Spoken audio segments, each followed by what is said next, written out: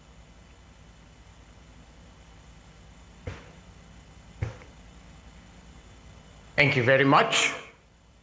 My name is Vincent Okumu. I work with Oxford University Press.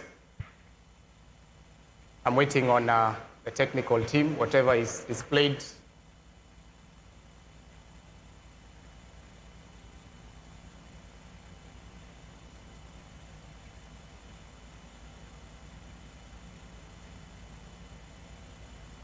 Thank you very much. I think there's a bit of the problem with whatever is displayed from my end. Be that as it may, colleague teachers, I am a teacher, so allow me to call you colleague teachers. My name is Vincent Okumu. I work with Oxford University Press. And at Oxford University Press, this year, in this particular conference, one of the things that we are doing and one of the things that we are passionate about, in line with our theme, strengthening the future. One of the things that we are passionate about is improving on literacy. For us to have the leaders of tomorrow, we must have learners who are ready. And one of the things that we are doing moving forward is that we are coming up with reading programs. We are coming up with reading programs in our school. So we want to invite our head teachers, visit our stands. We have reading programs for your particular schools. So come to our stand. We are going to have a discussion on how to help our learners read. Because we understand that when our learners are reading, our learners will be prepared for future. And not just reading, when they are reading Oxford products, when they are reading Oxford readers. And we have very, very nice readers. We have level readers. We have creative readers.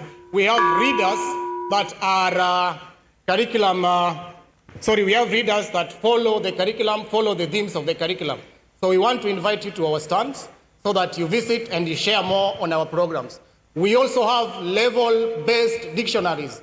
After learners have read, they are going to meet phrases, they are going to meet new words. At Oxford University Press, we are building that learner from that lower level, A to Z dictionary, Kamusi ya Watoto. We have Oxford Primary Dictionary, then we also have Kamusi ya Msingi, we have Oxford Advanced Learners Dictionary, and then we also have Kamusi ya Kiswahili Sanifu. So once again, I want to invite us to our stand. Come, we discuss the reading program.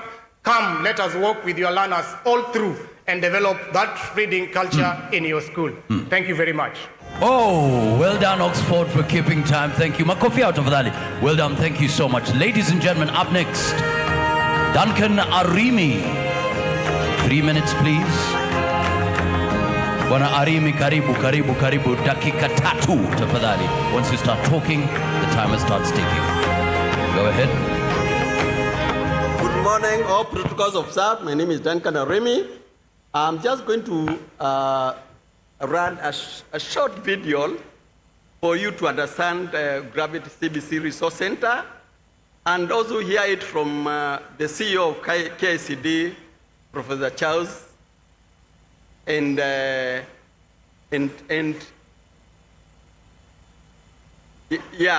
because I would love that each of you living here as instructional leaders are able to help your teachers achieve a certain level where the teachers understand. And if you remember, I said, many Kenyans think about CBC in terms of pen and paper or in terms of print. They look at the curriculum designs, they look at the books, and then sometimes they look at the buildings in schools.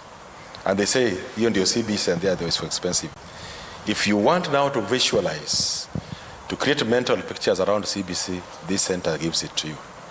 2, I'm really excited at the way the staff here have internalized what strand, sub-strand exists at in what learning area at which level. And they can explain why this is relevant to children in early years, at what stage it becomes relevant to children in upper primary, children in junior school, and they can even link it with the pathway, and they can talk about it with ease. 3, there is something about, in relation to what I've said second, the fact that a teacher needs to be all round in their mastery of what the entire curriculum provides. So that you don't say, I'm a teacher of religion, I don't really want to care about fruits. I'm a teacher of fine art, I really don't want to care about pre-technical studies, because you can see the teacher who took us through what is available in pre-technical studies and what the artists can do with it and what the person is doing design. There's a fourth important thing that we learned, the link to the pertinent and contemporary issues.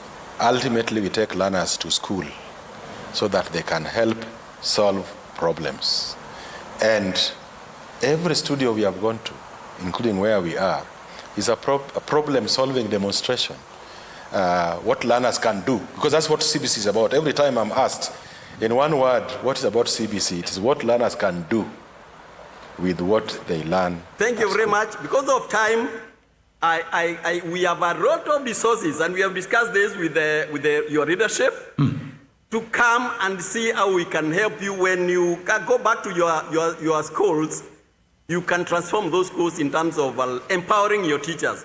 We have a lot of materials just at our left, next to the overflow tent.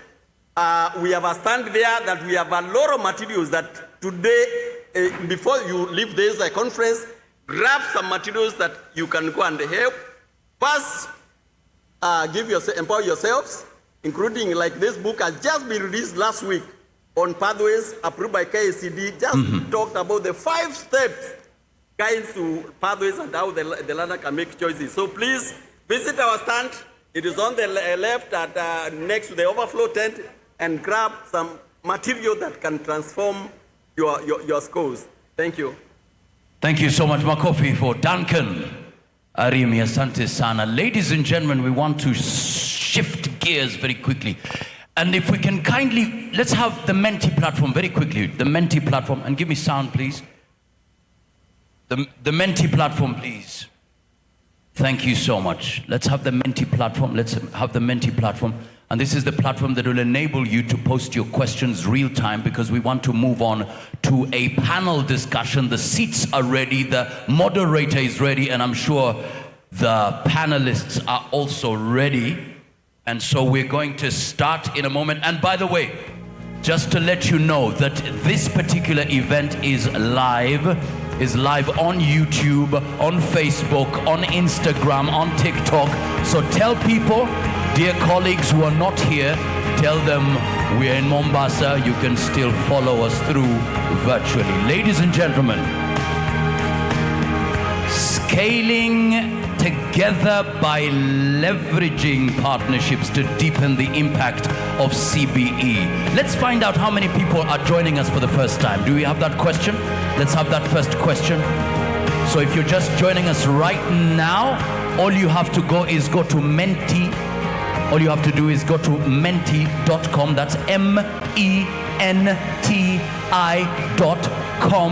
Just search it via Google or Chrome, and once you search it, you will be asked for a code.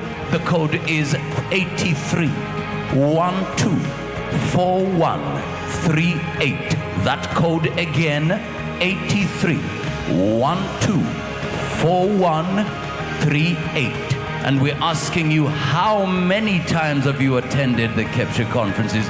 And dear speakers, please note that first-timers are 31%, 3 to 5 times, 45%, 46%, and now we have more than 5 times, 23%. So dear speakers, please speak to the 30% as well, because we want to make sure that their experience is memorable. Right now, ladies and gentlemen, I'd kind of call upon the panelists, please, when I call out your name, come in front, take your seat as fast as possible.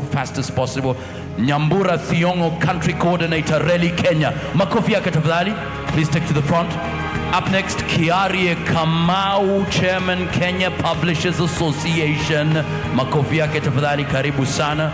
We have Ram Aladi, CEO, Ed Talkies. Makofi yake tafadhali, we good to see you. And then we have Silas Obuhatsa, Chairman, National Parents Association. And then, of course, our very own Dr. Bishop Mckini, Deputy Publicity and Organizing Secretary, Kepsha. And let's find out who the moderator is. Let's have the screen ready. Let's have the screen ready. Let's have the screen. Let's have the screen ready so that we appreciate the moderator of this session.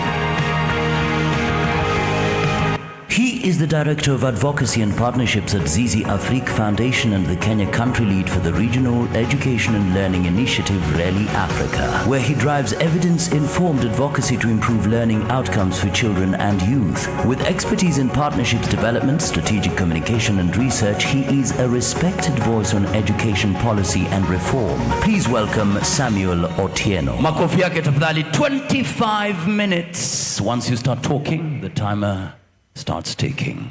25 minutes. Over to you, Bwana Sam.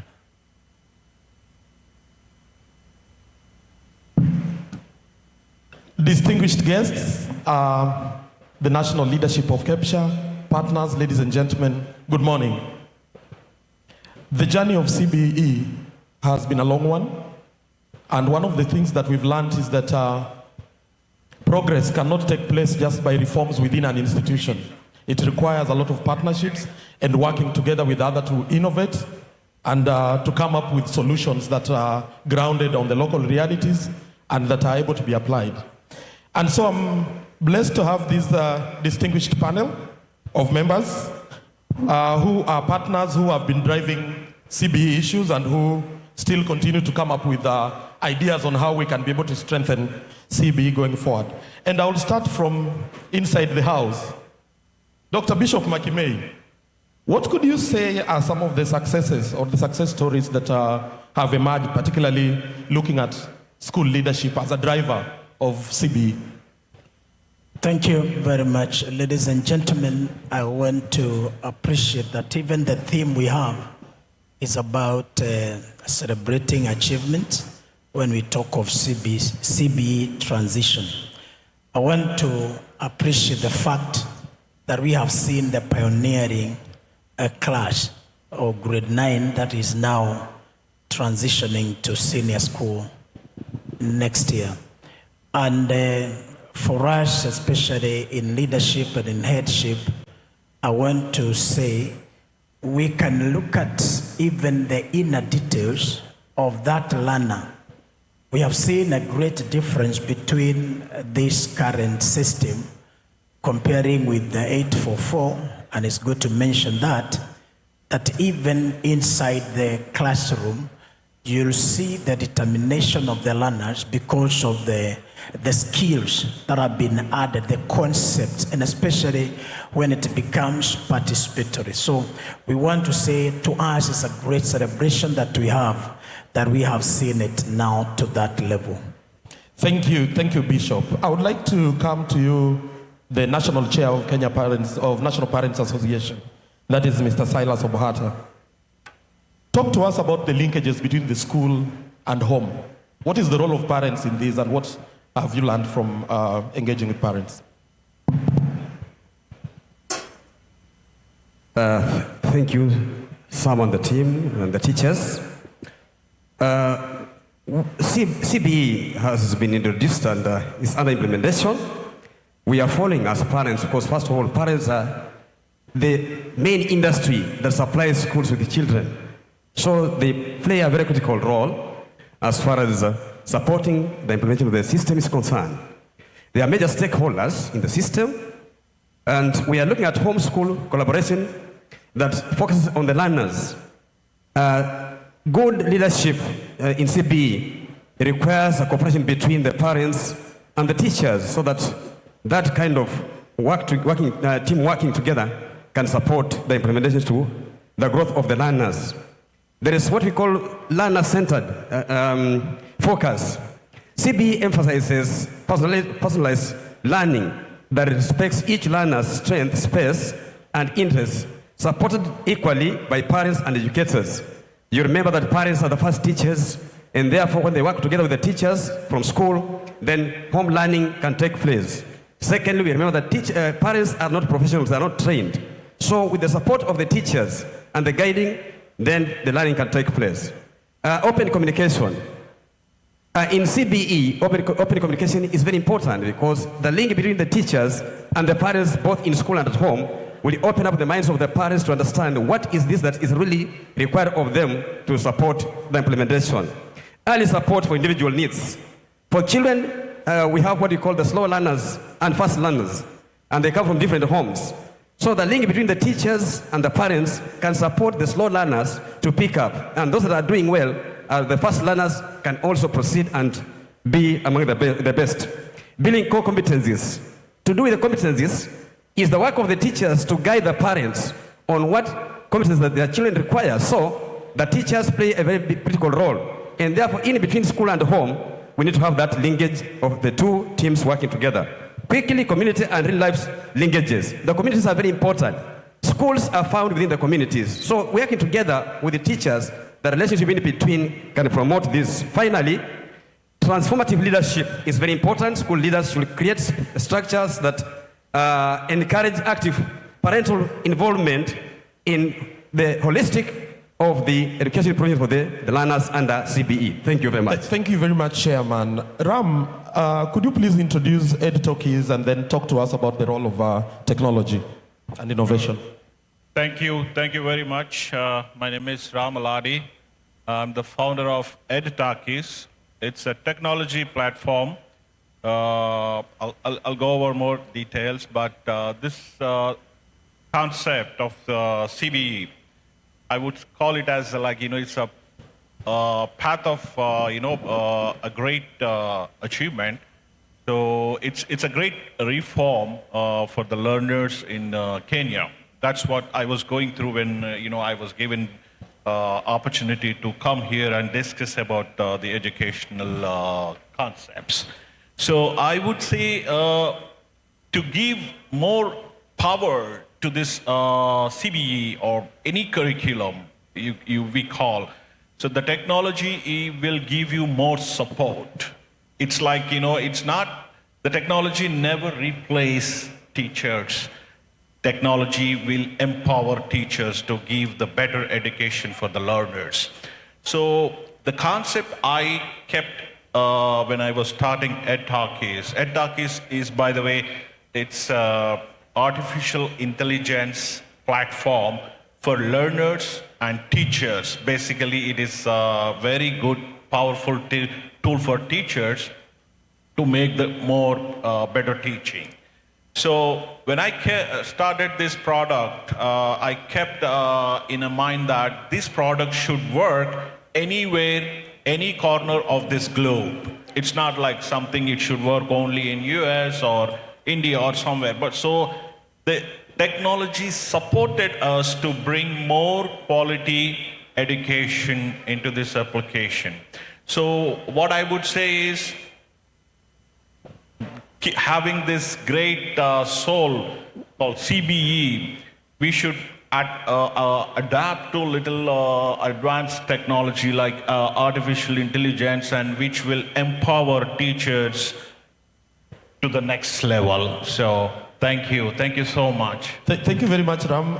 You will be talking to us later about any challenges that could be there. But I want now to come to the country coordinator for the Regional Education Learning Initiative, Ms. Nyambura Thiongo. What are some of the lessons that you can share with regards to partnerships to advance education? Thank you so much, Sam. As you heard, the Regional Education Learning Initiative Africa, and in short we call it RELI Africa, brings together 71 civil society organizations that work in the education space in Kenya, Uganda, and Tanzania. And in Kenya specifically, we have 29 civil society organizations. And some of the lessons that we have learned that work especially around partnerships is to ensure that partnerships are built in systems. And what do I mean by this is to look at, for example, right now with the heads of institutions, how do we come to you as civil society organizations? Do we come to you as different voices? Do we come to you as one voice? And I think that is one of the biggest lessons that RELI Africa has learned over time, that there is value in coming together in one voice and ensuring that even as we come to your schools as civil society organizations, that we are not speaking different voices. And so we are built on trust as a network, and what we believe in is that every one of us has something to bring to the table. And so with that and with other ideas of distributed leadership, and I know it's one of the attributes that Kepsha now is using on distributed leadership, ensuring that every time there is a group of leaders who are coming in and delivering their agenda, allowing another group to come and deliver their agenda. And I'll stop there for now, Sam. I know I can talk so much. Thank you. And also remind you that you did not appreciate that I am the only woman and the chair. Yeah, the chair started by recognizing, so thank you, Sam. Thank you, Nyambura, and thank you for representing all the women of Kenya in this particular panel. Bishop Mckini, just as we finish, 2 things that you think are key in school leadership to advance CBE as you finish. Thank you very much. And starting also as a head of institution, I want to say in our leadership, number 1 is to have the grace to inspire everyone towards that direction. So inspiration is key, especially for us. And also it's important to know that head of institution is weighted upon to be innovative. So there are areas still that are gray, and we are looking forward to do that. And finally, I would like to say that we are calling upon every stakeholder that we may all move together, because unity is strength, and we are going to see the sweetness of this productivity of CBE. Thank you. Thank you very much. Ram, you talk about artificial intelligence. There's been a very big debate on what space do we give artificial intelligence in terms of how our children learn. Are there some downsides, and how can we manage that? Yeah, the artificial intelligence, again, it's not a new technology, but it's a new tool based on our tradition and traditional concepts. So giving in a right shape, like, how we have to go through the direction of artificial intelligence is, it's a tool. We got to empower ourselves with that tool, okay? So there are a lot of misconceptions about this technology. People might say that artificial intelligence will take over the human race, or they take our jobs. That's not true. That's not at all true. Yes. Artificial intelligence will empower our human energy, and it creates more jobs, and it creates a lot of betterment in this planet. So, coming to the point where education is linked with artificial intelligence is, so I'm just giving one example from please. My product, at Talkies. So our product is seamless, configured with a curriculum based, or any curriculum. Let's talk about CBE at this moment. So when we step into our platform, teachers or learners, you can say, they can create the learning content based on any micro nano topics. Let's say you got a topic in mathematics called numbers, okay? So we pick a small, tractions or, so linear concepts of that particular subject. So instantly they can create a nano slides, we call it a slide. It creates a detailed explanation in aligning with CBE. Okay. So I want to add one more point. Our product, I'm saying when we are working with artificial intelligence, right? Yes. So we have to make sure we are giving the right content. So that is another important thing when we do such platform design. Yeah. So the right content that is aligned to CBE. Right. Wanobuhata, what do you think as parents you should be doing to support CBE going forward? Parents are very much prepared to work with the teachers and promote the implementation of CBE all the way to senior school. So we wish to urge the heads of institutions to feel free and mingle with the parents, discuss issues that they face, and the parents will be able to give in. I remember when the system began, there was a lot of falsehood, parents being cheated, parents being told things that they will speak negative things about teachers. But we have been ironing this out as Parents Association, making sure that the parents understand exactly what CBE is all about. Secondly, the heads of institutions also under this, they should mainly focus on those policies that promote holistic learning, and especially for those children that have special needs. You find that special needs children, sometimes they don't get what they deserve because there has been no good collaboration between their parents and the school administration and the teachers. So if the collaboration can be built to come up in a simple way, where parents and teachers can work together, the children that are under special needs will be well served, and because of that, they will be able to excel in their systems. Finally, the teachers, I want to thank you. You have done a good job. We like your work. We shall support you. And I promise, as the chair of parents, I'll mobilize parents to stand behind you as heads of institutions and the teachers in the country. Thank you very much. Mrs. Nyambura, Ms. Nyambura, please take us ahead with some suggestions on what we can expect on partnerships going forward. Thank you, Sam. So the Regional Education Learning Initiative Africa offers space for learning, and I think what I was supposed to be speaking about was about collaborative networks and how we learn. So we are a network that embraces learning and learning on all insights, whether it's innovations, and we welcome all the heads of institutions to actually partner with RELI to allow us to learn some of the innovations that you have in your schools around CBE. And we do that because our model and the RELI model, we are able to have members across the country from almost all the counties in Kenya, and so we are not limited when it comes to moving. We also invite the partners and also the schools to also partner with us in terms of piloting some of the research work that you're doing in schools. There are some innovations that you have in your schools that perhaps you don't know where they're going or you're stuck. And our members, some of them who you have worked with, like Usawa Agenda, like Population Council, like APHRC, I know you may have worked with most of them. So we are inviting you to actually partner with us on that. And finally, on one of our very strongholds, because of the numbers, we are also able to advocate and carry around some huge campaigns on some of the initiatives around CBE. And when I say CBE, it's all areas. We have areas on values, value-based education. We have areas on equity and inclusion. We have areas on learner-centered teaching and other cross-cutting areas like the gender and even technology and some of the other areas. So we are inviting you to get a home in RELI, and we are sure we'll be able to partner with you to either advocate or pilot some of the innovations that you have within your schools and also learn from you. Thank you, Sam. Thank you very much. Ladies and gentlemen, it has been my pleasure moderating this session, and in the interest of time, that is all the time we had, but this is a conversation that should continue. I work for CIC Africa Foundation. We are a non-profit organization that works around evidence, policy, and practice in education. Thank you very much, and back to the MC.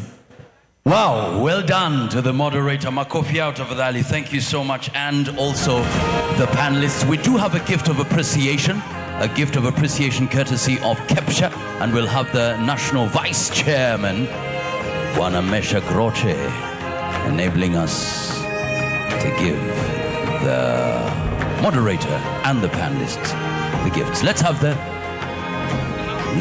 the gifts ready. So we'll start with Sam Otieno, the moderator. Makofi yake tafadhali. That's Samuel Otieno right there receiving his gift. Up next, Bishop Makimei. Karibu sana, asante sana. Up next, then we'll have Silas Obuhata. Thank you so much for your contribution. And then also we have Ram Aladi. Thank you so much.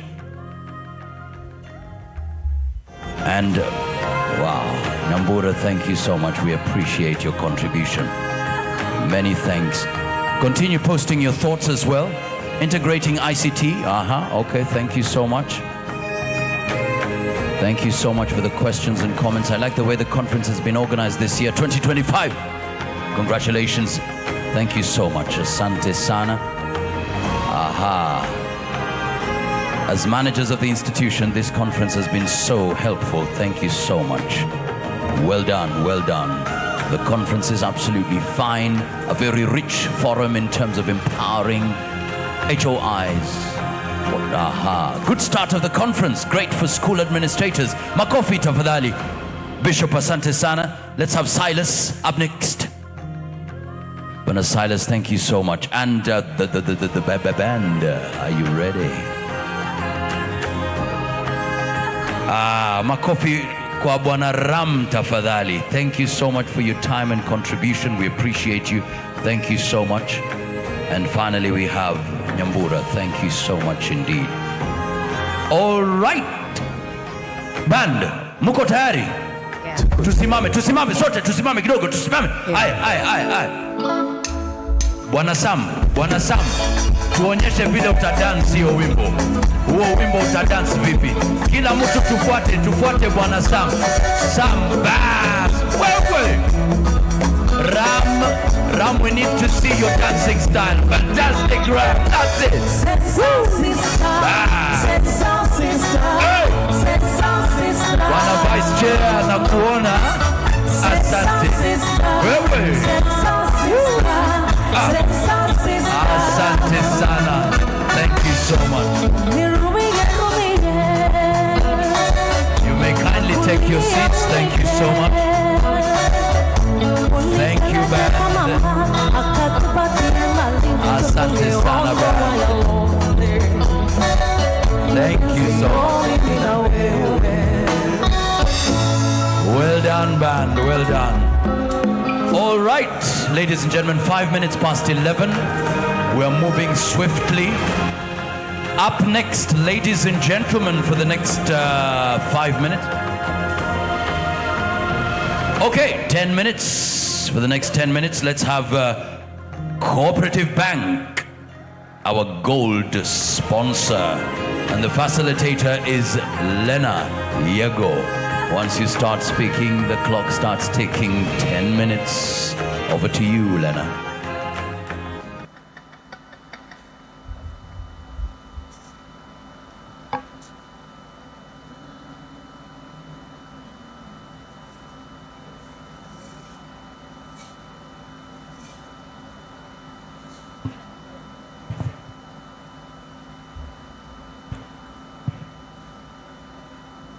Once you start speaking, your clock will start ticking. Go ahead. Over to you, Lena.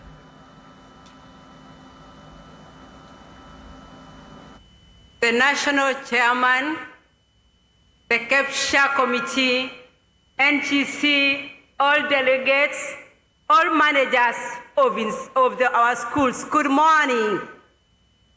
My name is Lena Yego, Head of Retail Banking at Cooperative Bank. So for me, on behalf of our GMD and CEO, Dr. Gideon Muriuki, we congratulate the chairman and the entire team for an excellent meeting, Kepsha meeting, the 22nd committee. Well done and congratulations once again.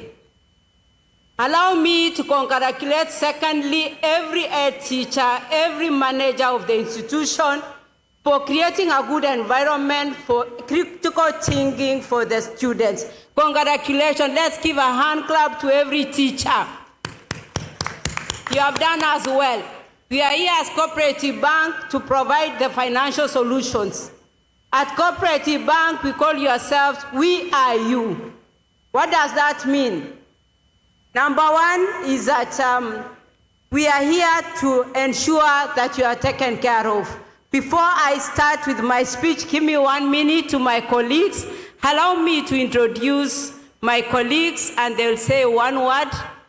On my extreme right is the head of Coast Region, Mr. Musyoka. Welcome and welcome our teachers and the officials to the Coast Region. itifadhi zote kuzingatiwa. Hamjambo, kwa majina ni Steven Musyoka, Regional Manager, Cooperative Bank. Tuko na tawi 17 na leo kama mwenyeji ni kuwakaribisha Pwani. Karibuni sana na mjisikie mko nyumbani. La pili, tuko na tawi 3 eneo hii ambao tuko na Kongowea, tuko na Nyali Mall na pia tuko na Bamburi. Mtaweza elezea wenzenyu mkijipata pande hiyo muweze kwenda huko na kupata huduma. Na ukijipata pande ya town tuko na tawi 3, tuko na Nkuruma, tuko na Digo na tuko na Kenyatta Avenue. Ukiweza kupita Kibarani tuko na Changamwe, na ukiweza kuwa eneo la Mtwapa tuko na Mtwapa branch, na ukivuka feri tuko na feri, na tunawakaribisha sana kwa tawi zetu kuweza kupata huduma. Nyuma yetu kuna tent, tuko na wafanyikazi hapo, tutafurahia sana kuwa na nyinyi. Tutakuwa na activity nyingi na tutaweza kuongea na kuongea zaidi. Asanteni sana na watakia mkutano mwema. Thank you so much, Musyoka. Jackson will comment at the end of head of our consumer will comment after my presentation. What do we have in Cooperative Bank? The first one we have is a salary account. As you come in, and even when you want to change your account, we have a salary account. What is the salary account? We open for free, and we are opening it at the tent. So for your teachers that are incoming, we have a salary account, nil opening balance. We have minimum operating balance is nil. Monthly maintenance is no monthly maintenance fee. Salary processing is as applicable. So for us is that we want to welcome every teacher to have a salary account at Cooperative Bank. Secondly, we have Coop Cash. We know every teacher, every manager cannot get time to go to the bank. So you can do your banking at your convenience through our Coop Cash, our Coop Bank hub, where you can be able to access your account. At Coop Cash, we have an e-credit up to 500,000. There is no need for you to borrow anywhere else. You can borrow from your phone, and that is Cooperative Bank. Thirdly, we have our FlexiPlus Advance. This is a salary advance. You can access up to 500,000 and repay it in 12 months. Cooperative Bank, we have taken care of your needs.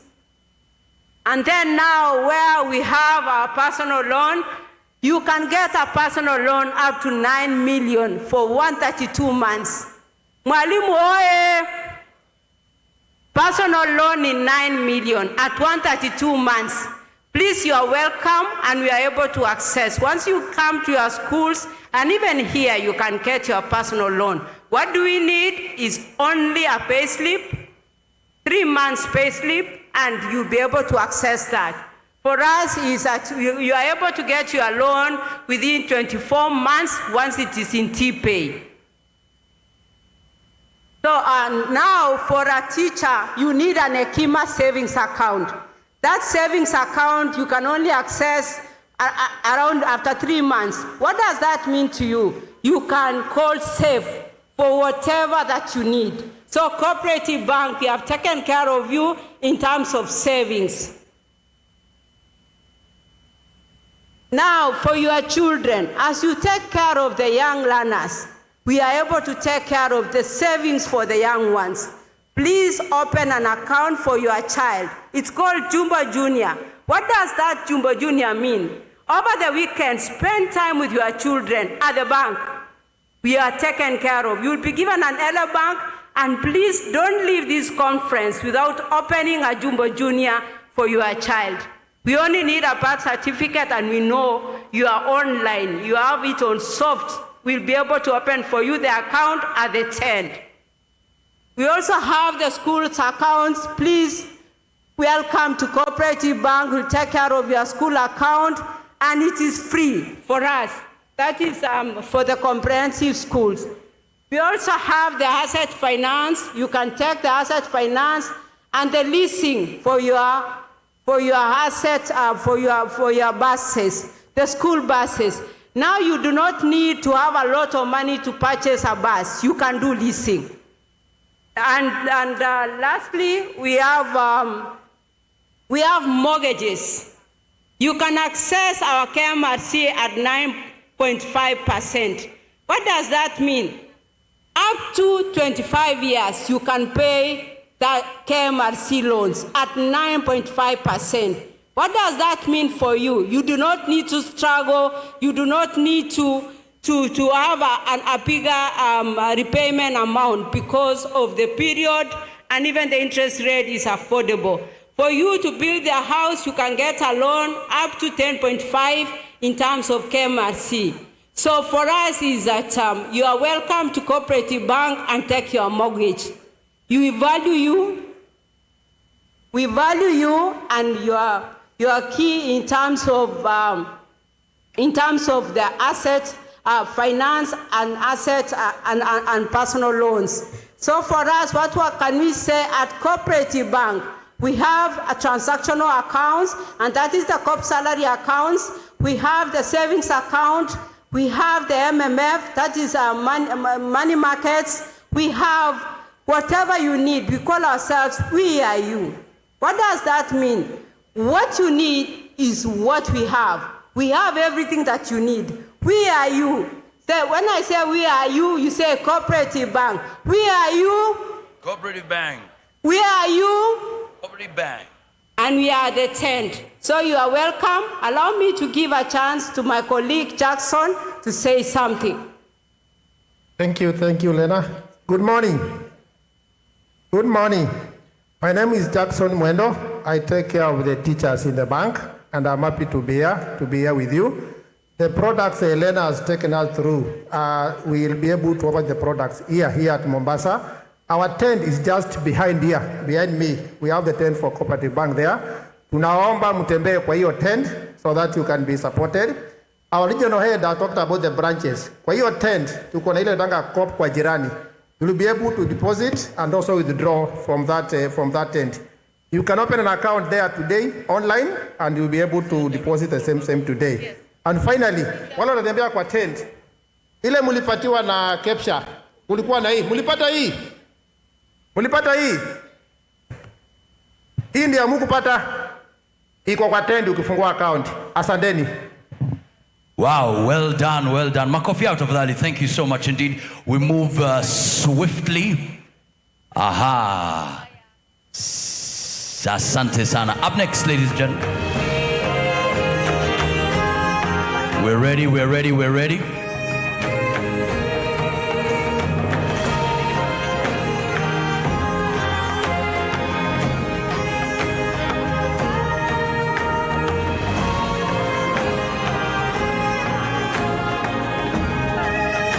Up next, ladies and gentlemen, we want to find out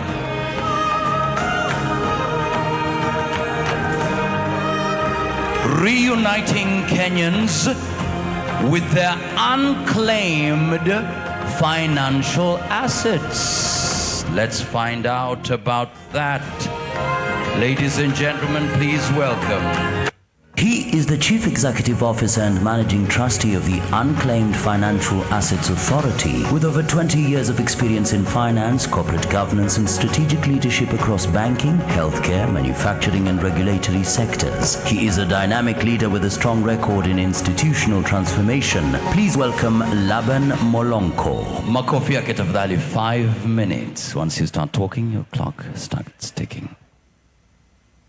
Thank you, Chairman Kepsha. Allow me ride on the protocols already observed.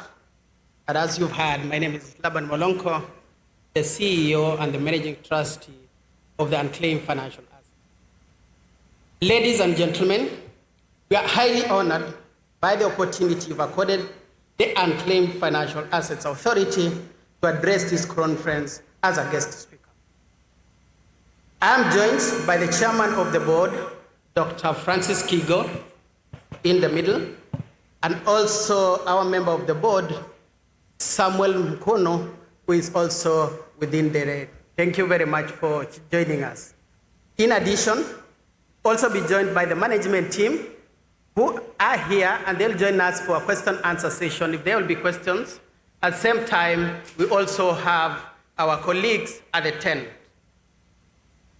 Ladies and gentlemen, allow me indulge you briefly on the topic entitled Reuniting Kenyans with their unclaimed financial assets.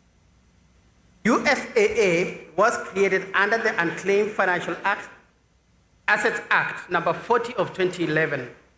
The primary mandate of the authority is to receive unclaimed financial assets from holders, safeguard these assets, and reunite them with their rightful owners. I would imagine the kind of questions you're asking yourself are, who are these holders? These holders are schools, these holders are banks, these are insurance companies who are holding your funds. Accordingly, our mission is to receive, safeguard, and to reunite unclaimed financial assets for socio-economic prosperity. Accordingly, the authority is an agency of government that brings closure to the lost and found financial assets and manifests the hope of reuniting the assets with their rightful owners, who sometimes, could be seated in this hall, they do not know about the abandoned treasure, and reuniting assets with their rightful owners at the right time. Ladies and gentlemen, financial assets come to unclaimed when no inquiries are filed, no transactions or even instructions given on the assets within a specified period of time as defined by the Act. Some of the reasons leading to unclaimed assets include unforeseen and unfortunate circumstances. For example, death, for example, migration, or even human weaknesses. Sometimes we just forget. Unclaimed financial assets encompass the entire spectrum of cash in bank, assets including those ordered by the court for refund for the holder, as well as the insurance policy. Ladies and gentlemen, in the last 10 years of existence, the authority has made great strides, and in 2014, the holding institution that I've talked about have surrendered approximately 300 million Kenya shillings in the year 2014, and we are currently at almost 41 billion Kenya shillings unclaimed. Please come for your money. Out of this 14.7 billion, we've only reunited 3 billion. Please, we have your money. As a teacher, as a school, and or with your loved ones, come for your money. As we gradually mop up the unclaimed financial assets from holders across the public and the private sector of our economy, we are also reuniting them with their rightful owners. And as at the end of September 2015, we've made a reunification of 3.6 billion, which has been paid to almost 38,000 claimants. We are serving almost 50 million Kenyans. So my rally call is, please come for your money. Ladies and gentlemen, an online claims platform, also accessible on the eCitizen and USSD #361#, is available and make the process seamless. In conclusion, allow me to leave you with the UFAA message so that you can pass it along. Number one, to know if you or your friends or the loved ones have assets at UFAA, visit the UFAA website, which is www.ufaa.go.ke.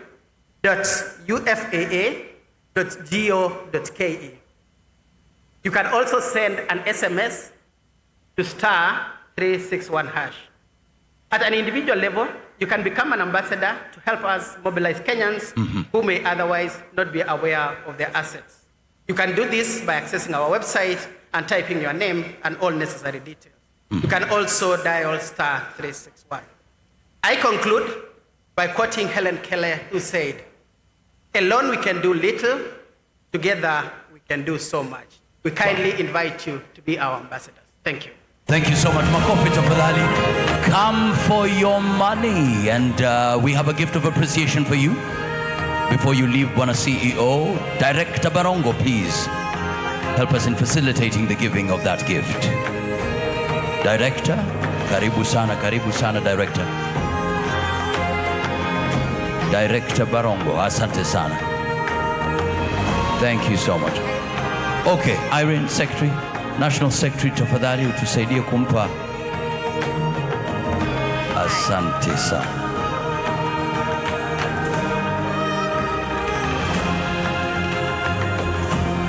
Bwana Laban Molonko, thank you so much indeed. Come for your money. Makofi yake tafadhali. Thank you so much indeed. All right, up next, ladies and gentlemen, we are asking resilient leaders, resilient schools. What does that really mean? Well, it's about wellness, values, and life skills for sustainable CBE. To find out more, ladies and gentlemen, for the next 10 minutes, please welcome, let's have the screen. Please. Asante sana. He is a health sector professional with over 25 years of experience working with non-state actors specializing in health and development economics. He has led and advised major regional and global health initiatives and currently chairs the board of Basic Needs, Basic Rights Kenya, while also serving on the No Taps Foundation board. Please welcome Alan Oginga. 10 minutes, go ahead. Thank you, Mwakazi. I'll try and push it, be 7 minutes if I can. Good morning, everybody. Good morning again. The chairman, Kepsha, Ndugu Bwana Ali, and your team, all teachers present, stakeholders, once again, habari za asubuhi. Asante.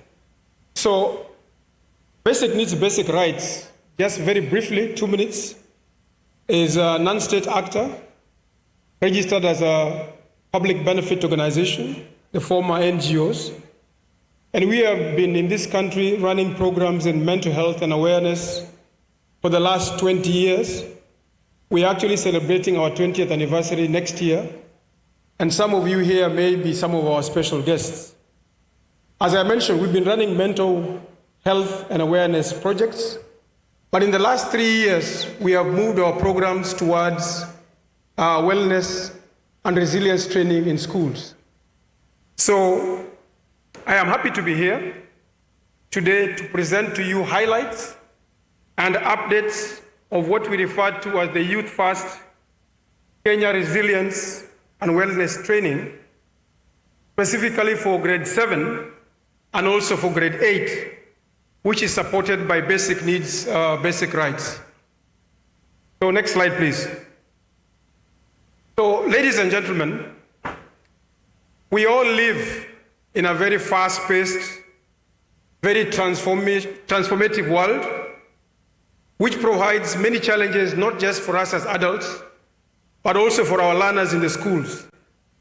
So one of the things that we believe in as basic needs, basic rights, is that true change actually comes from inside and from the learner's values from within.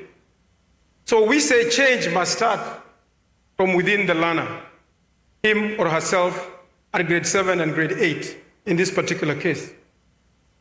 Now, in instilling the values, au maadili, the process through which we work with the various schools is not done by lecturing. It is done deliberately by small sessions where teachers actually listen and work with their students in a friendly environment to understand what their challenges are, sometimes at home, sometimes in their communities, so that they are able to be resilient learners within their communities. Now, as we do this, working with the various schools, there are two outcomes which we do expect. The first is at individual learners level, which we call individual transformation. And the outcome of this is a personal inner well-being for the learner. CBE involves that. The inner learner, the well-being of the personal learner is key in terms of promoting CBE. The second aspect of this is actual social transformation, where the expectation is learners should come out of that grade as they progress with their learning to be useful members of the society. So these are two very important outcomes out of this wellness and life skills programs. So kindly the next slide, please. So the Youth First Kenya program is actually a proven approach. We are practicing it in Kenya for the last 3 years. And just so you know, this program is approved by the Kenya Institute of Curriculum Development and the Ministry of Education. And I see some of the senior officers of the ministry here. So it is approved by the ministry and by KICD. We are working in close collaboration also with Kepsha, Semastea, and also I think Nyambura was here earlier. We are working very closely with the Rally Network. We are part of the civil society that she alluded to. We are happy also to inform you that we are showcasing our work. We have a booth right at the back of this place where we have two manuals, the teachers or the facilitators manual and also the student manuals. So kindly take your time, see our booth. We are partnering with Rally, so it's within the partnership, and you can look at the materials and also answer more questions from our secretariat. Next slide, please. I tagged him. So this is a comment from one of the facilitators, one of the teachers in Isiolo County. And the last sentence in that quote talks about what that teacher has observed from working with the resilience program with their students. And the quote there is that the students are now expressing themselves better, they are more respectful, and as opposed to the past, they are now more useful and interactive learners. So this is a quote from one of the teachers in Isiolo County where we are supporting this particular project. Now Isiolo is just one of 10 counties where we are implementing this project. Other counties, if I may just name a few, we have Kwale, Nyandarua, Tharaka-Nithi, among others, and of course Mombasa, among the 10 counties. So next slide, please. So that slide is just showing you some statistics, some figures of what the program looks like.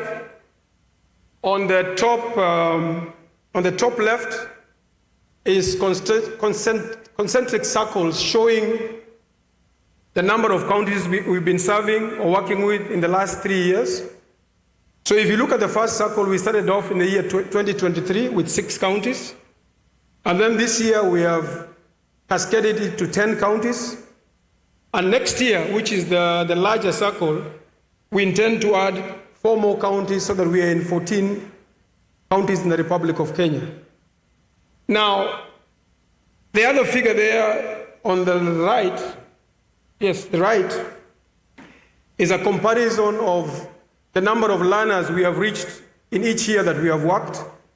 So you can see we've grown. And this particular year, we are reaching almost 250,000 learners in almost 3,000 schools with almost 4,000 facilitators. Next year, we plan to roll this out in an additional almost 200,000 schools. So next slide, please, which is almost the last, Mwakazi. So next year, we are working in stronger partnership with Nyambura was here. We are part of the Rally Network. And as I mentioned, we want to do even more than what we have done for the year 2023, 2024, and 2025. So we expect to reach almost 200,000 learners next year. So in total, we'll have more than 500,000 learners having gone through the program by the end of next year. So lastly, the last slide is just recognition of our partners. Really, I think have introduced themselves. We are part of that consortium and we partner with them. We are also working very closely, obviously, with the KICD and the Ministry of Education who have accredited the learning program. And not leaving out Kepsha and the leadership of Kepsha, which we have very close collaboration with. And lastly, we have our main donor, which is a kidney giving out of the UK, who have supported these publications, which are available in hard copy for all the schools where we work with the teachers. So I'd like to finish off, Mwakazi. I have 1 minute. I'd like to finish off. I think when we came here, we were asked to look for a quote about what we think CBE is with regards to the talk. So my quote is a common phrase many of you may know. So wellness is both people and performance, and is the key to successful competency-based education. Thank you. Asanteni. Erokamana uru. Asanteni. Asante sana. Bwana Ndeda, tafadhali, please, let's appreciate our speaker. Thank you so much, Bwana Alan. Many thanks. Bwana Ndeda, karibu sana, as we appreciate our guest speaker. Thank you so much.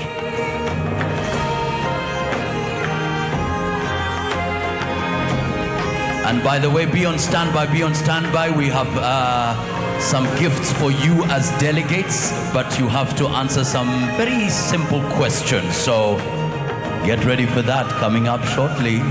We also want you to receive a gift. So all on menti.com.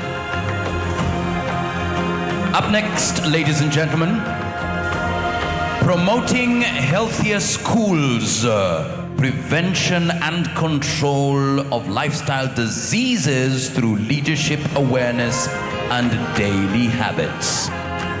CIC Insurance. 10 minutes, tafadhali, njoo ni tafadhali. Talk to us. CIC, we are ready for you. 10 minutes. Once you start talking, the clock starts ticking.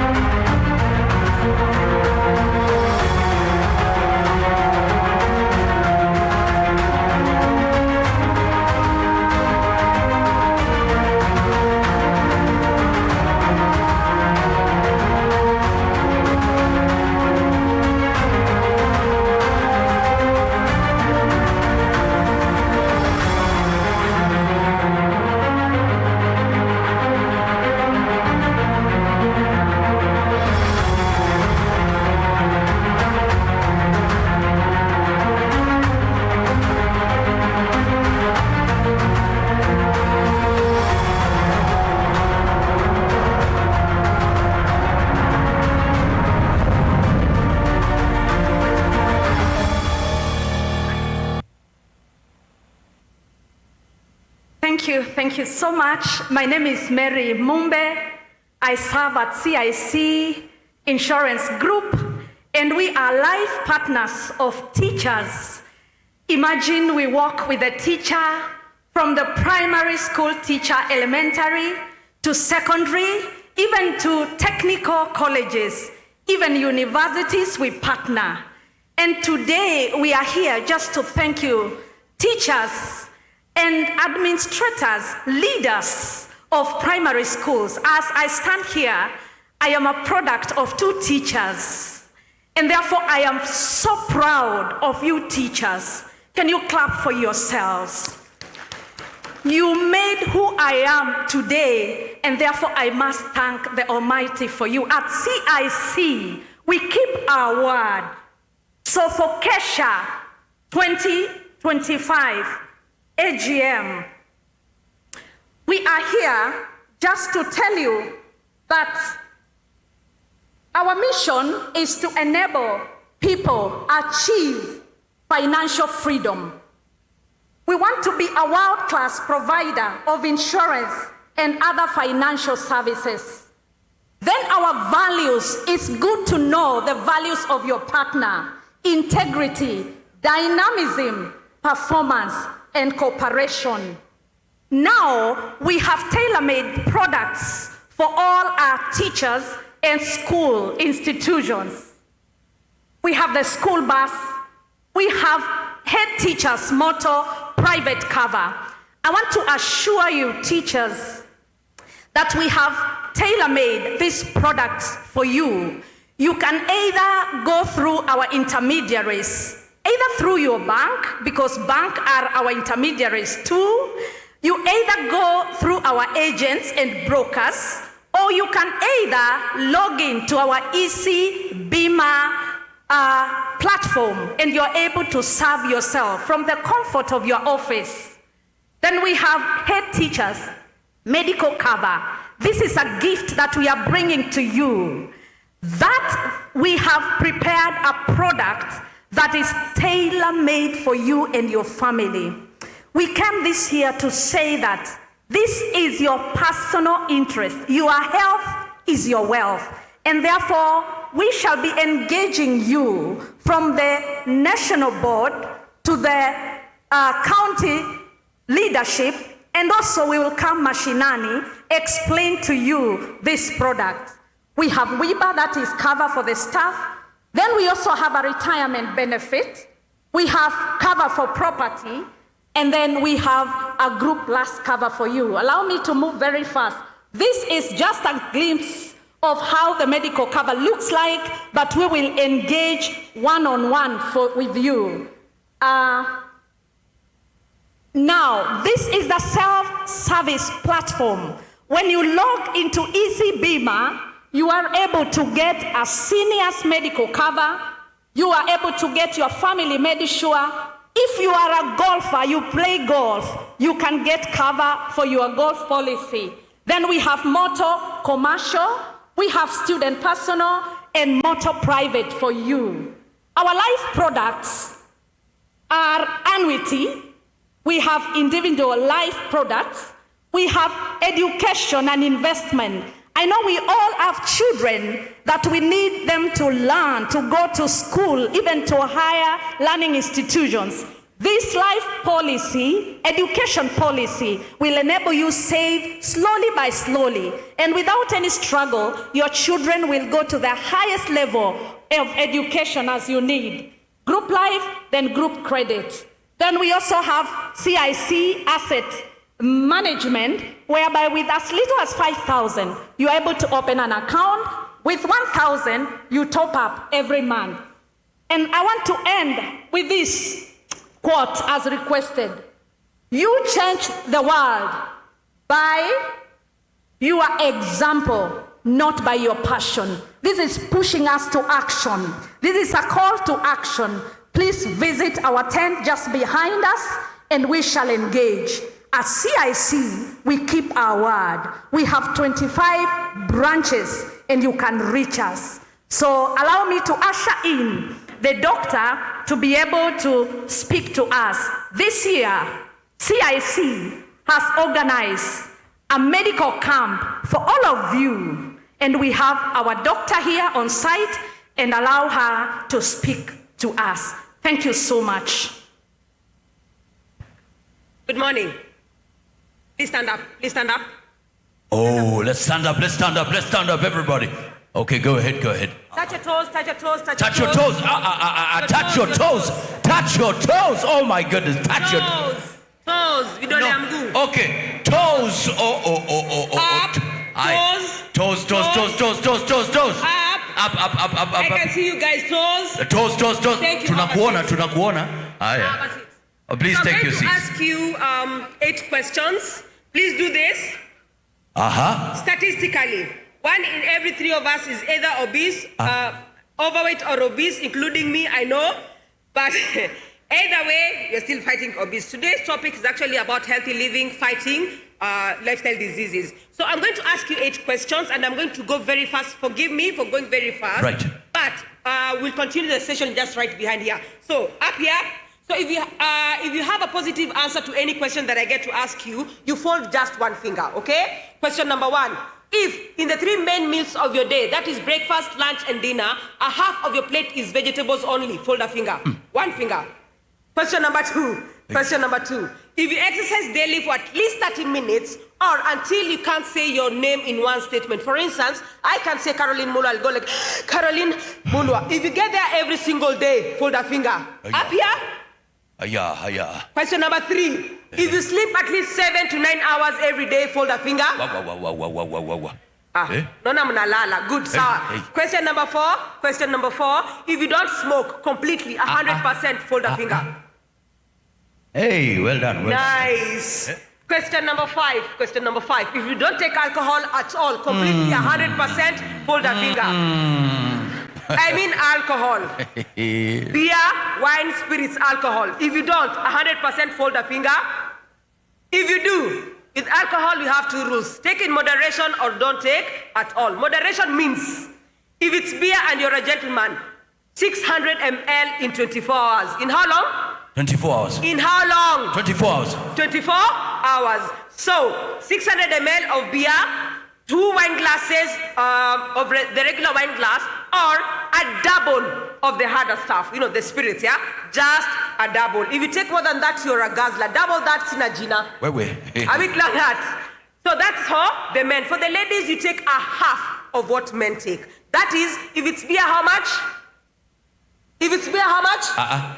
300 ml. If it's wine, 1 wine glass. If it's the spirits, 1 tot. Just 1 tot. Why men are taking more than women is because men metabolize alcohol in 2 places, in the liver and in the stomach. For the ladies, is only 1 place. So you take a half of what men take. If you take more than that, you're going to have problems. We'll discuss the problems right behind here. So let's go back here. So if you don't take alcohol at all, fold a finger. If you do take alcohol, but in moderation, fold a finger. Tama. Question number 6. If you've had a full checkup in the last year, this is what I mean. You've had an eye checkup at least once, an ear checkup at least once, you've seen your dentist in the last 6 months. Okay. If you've checked your breasts in the last 30 days, inua mkono. Rudisheni mkono chini. If you've checked your breasts in the last 30 days, inua mkono. Okay, Teremusha. How many of you have breasts by show of hands? No, I want to be sure. How many of you have breasts? How many of you don't have breasts? Okay, how many of you are not sure? Okay, if you have a nipple, you have a breast. Difference is just the size. Difference is what? Yes. So please, you need to check your breast for breast cancer. Statistics for breast cancer actually going higher for men. And most men are dying of breast cancer because you don't catch it early enough. We'll explain to you that again in the tent. Today we are doing free clinical breast examination for both men and women. Are we clear on that part? Kabisa. The other thing is if you need to check your kidneys, liver, cholesterol, your blood. And for the men, this month is Prostate Cancer Awareness Month. So, how many of you have checked your prostate for prostate cancer in the last 1 year? By show of hands. Gentlemen, really? Aye. Okay. Today, we are going to do prostate cancer screening at only 700 shillings, which is 70% off. And you get your results there in the tent. Utangoja, unangalia results zako, unapatiwa hapo. Are we clear on that? So, the last question. How many of you are fully vaccinated? Meaning hepatitis B in the last in your lifetime as an adult, cholera in the last 5 years, typhoid in the last 3, flu this year, dewormed in the last 6 months. If you've done that, please raise your hand. She has done that. Mpigeni makofi. Good. As a Kenyan, you need to have all of them. And sorry, Mwakazi, I have to say this. Let me just give you one thing to make sure you actually do this thing. I'll give you a small story. In 2018, there's a gentleman who came to the clinic with a cough. So I checked, there was nothing there. 3 days later, he came back and it was Daktari, it's worse. Nasikia kitu hapa. So I told him, like, is it that cough? Akaniambia sio hiyo. Daktari, there's something literally here. So well, I knocked him down, went down the throat, I saw something doing this. Guess ilikuwa nini? Minyo. Ilikuwa minyo. So we removed that thing, it was around 33 centimeters long. The gentleman woke up, I showed him that minyo. Akaniangalia, akaniuliza daktari. Na kunywanga Guinness, na makali. Minyo nimetoa wapi? It's simple. Ukikula zinakula. Ukikunywa zinakunywa. So the only thing that actually works with this thing, because they have a very tough exoskeleton, is ukimeza ile dawa ya minyo, ile 50 bob to 150. Ukimeza zinameza. But to them they are paralyzed, the system can removes it. And as a Kenyan, minyo tunazo. In fact, vitambi mingi mnaona ni minyo. Hello? Yes. because what happens is they occupy space in Akakama Kitambi. So if you've not taken your dewormers, please go take the dewormers as soon as possible. So now, to help you with this, we have the ones that I've just mentioned, we call them, those are things that we can actually control. That is diet, exercise, vaccination, doing your checkups. Those are things we can control. But we have things that we cannot control. Here we have the age, gender, and genetics. Those you cannot change at all. So for those ones, we do what we call a risk assessment and the checkup, because when you're doing that and we know you see risks in advance, then we can help you make sure you do not get to live with a disease that you could have avoided in the first place. So today, you're going to be doing risk assessments. I have 6 doctors right behind here and 6 more virtually for the same reason. You're also going to be doing diabetes check today, blood pressure check, your blood sugar check. You're going to be checking your breast for breast cancer.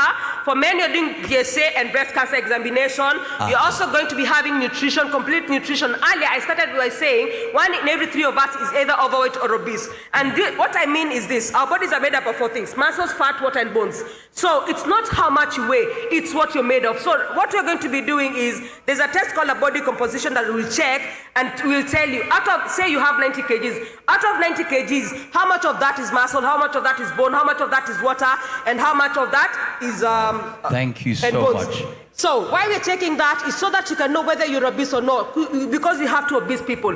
People with overt obesity like mine, I'm not that obese by the way, I also have a lot of muscle. Or you have when you're menone and Dani. You've had that before, right? So when you look at the guy, he looks healthy, but they have more fat than muscle. And that's Wow, thank you so much. Because of time, we'll have to stop you there. Makofi hawa tafadhali, makofi tafadhali. Please make sure you visit their exhibition spot for more details. Asante sana. Because of time, we'll have to stop there. Ladies and gentlemen.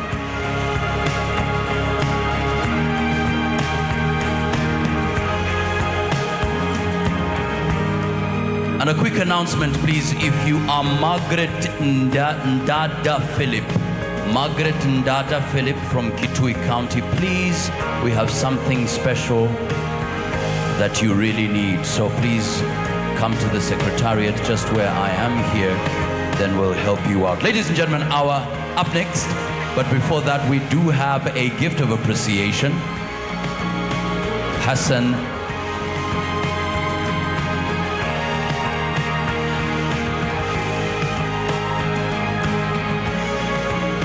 Asante sana. Gift of appreciation, Hassan Duale, tafadhali tusaidie kuwapa. So there is a bag inside their details. Margaret Ndida Philip, Kitui County. So please, if you find that bag around, we'd kindly request that you help us through with it.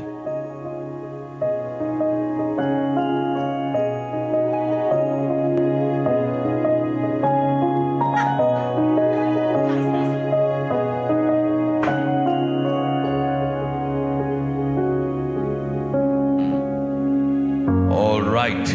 And remember, we have a quick quiz coming up. But many thanks, CIC Insurance. Thank you so much indeed. Up next, ladies and gentlemen,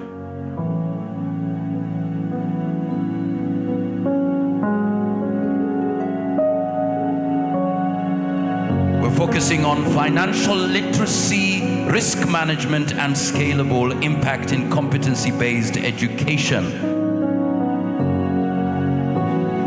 Please welcome. She is the Group Sustainability, Risk and Compliance Executive at Old Mutual East Africa, with over 20 years of experience driving responsible risk governance and sustainability transformation across regional and corporate institutions. She is recognized for fostering collaboration, ethical decision-making, and empowering high-performing teams. Please welcome Carol Misiko. 10 minutes. Go ahead.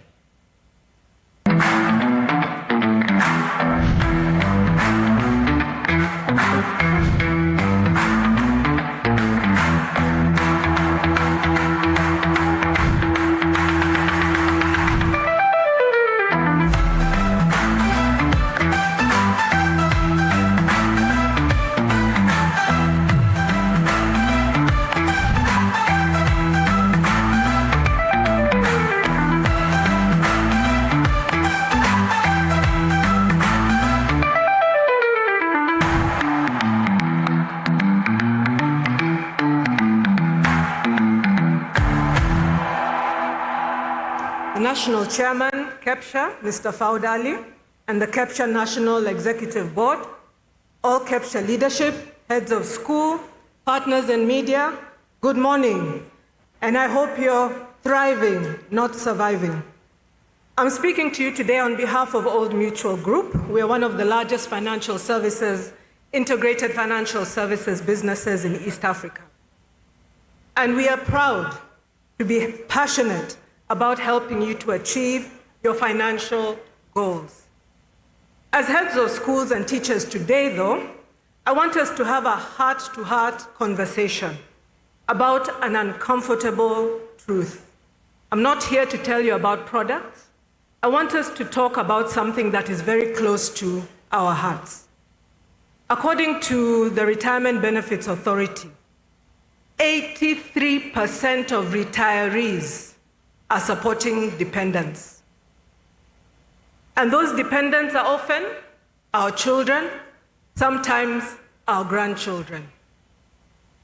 We did our own research as Old Mutual, and we realized that 57% of income earners, those of us in this room who earn a salary, are living with adult dependents. It's not because we want to, it's the state of the economy, isn't it? And what this situation leads us into is a poverty trap that spans across generations. But at Old Mutual, we listen, we don't judge. We acknowledge that this reality is the one that many of us here face. As teachers and school administrators in Kenya, we live with debt. And not just any debt, it's that kind of debt that feels overwhelming. It's inescapable. It chases us down. We are worried about it, day in, day out. It never leaves our minds. Think about it. You're teaching in class, and you remember, I have that loan repayment that's coming due. You have a pending mobile loan. A family member is in hospital, and you need to raise money. The stress is real.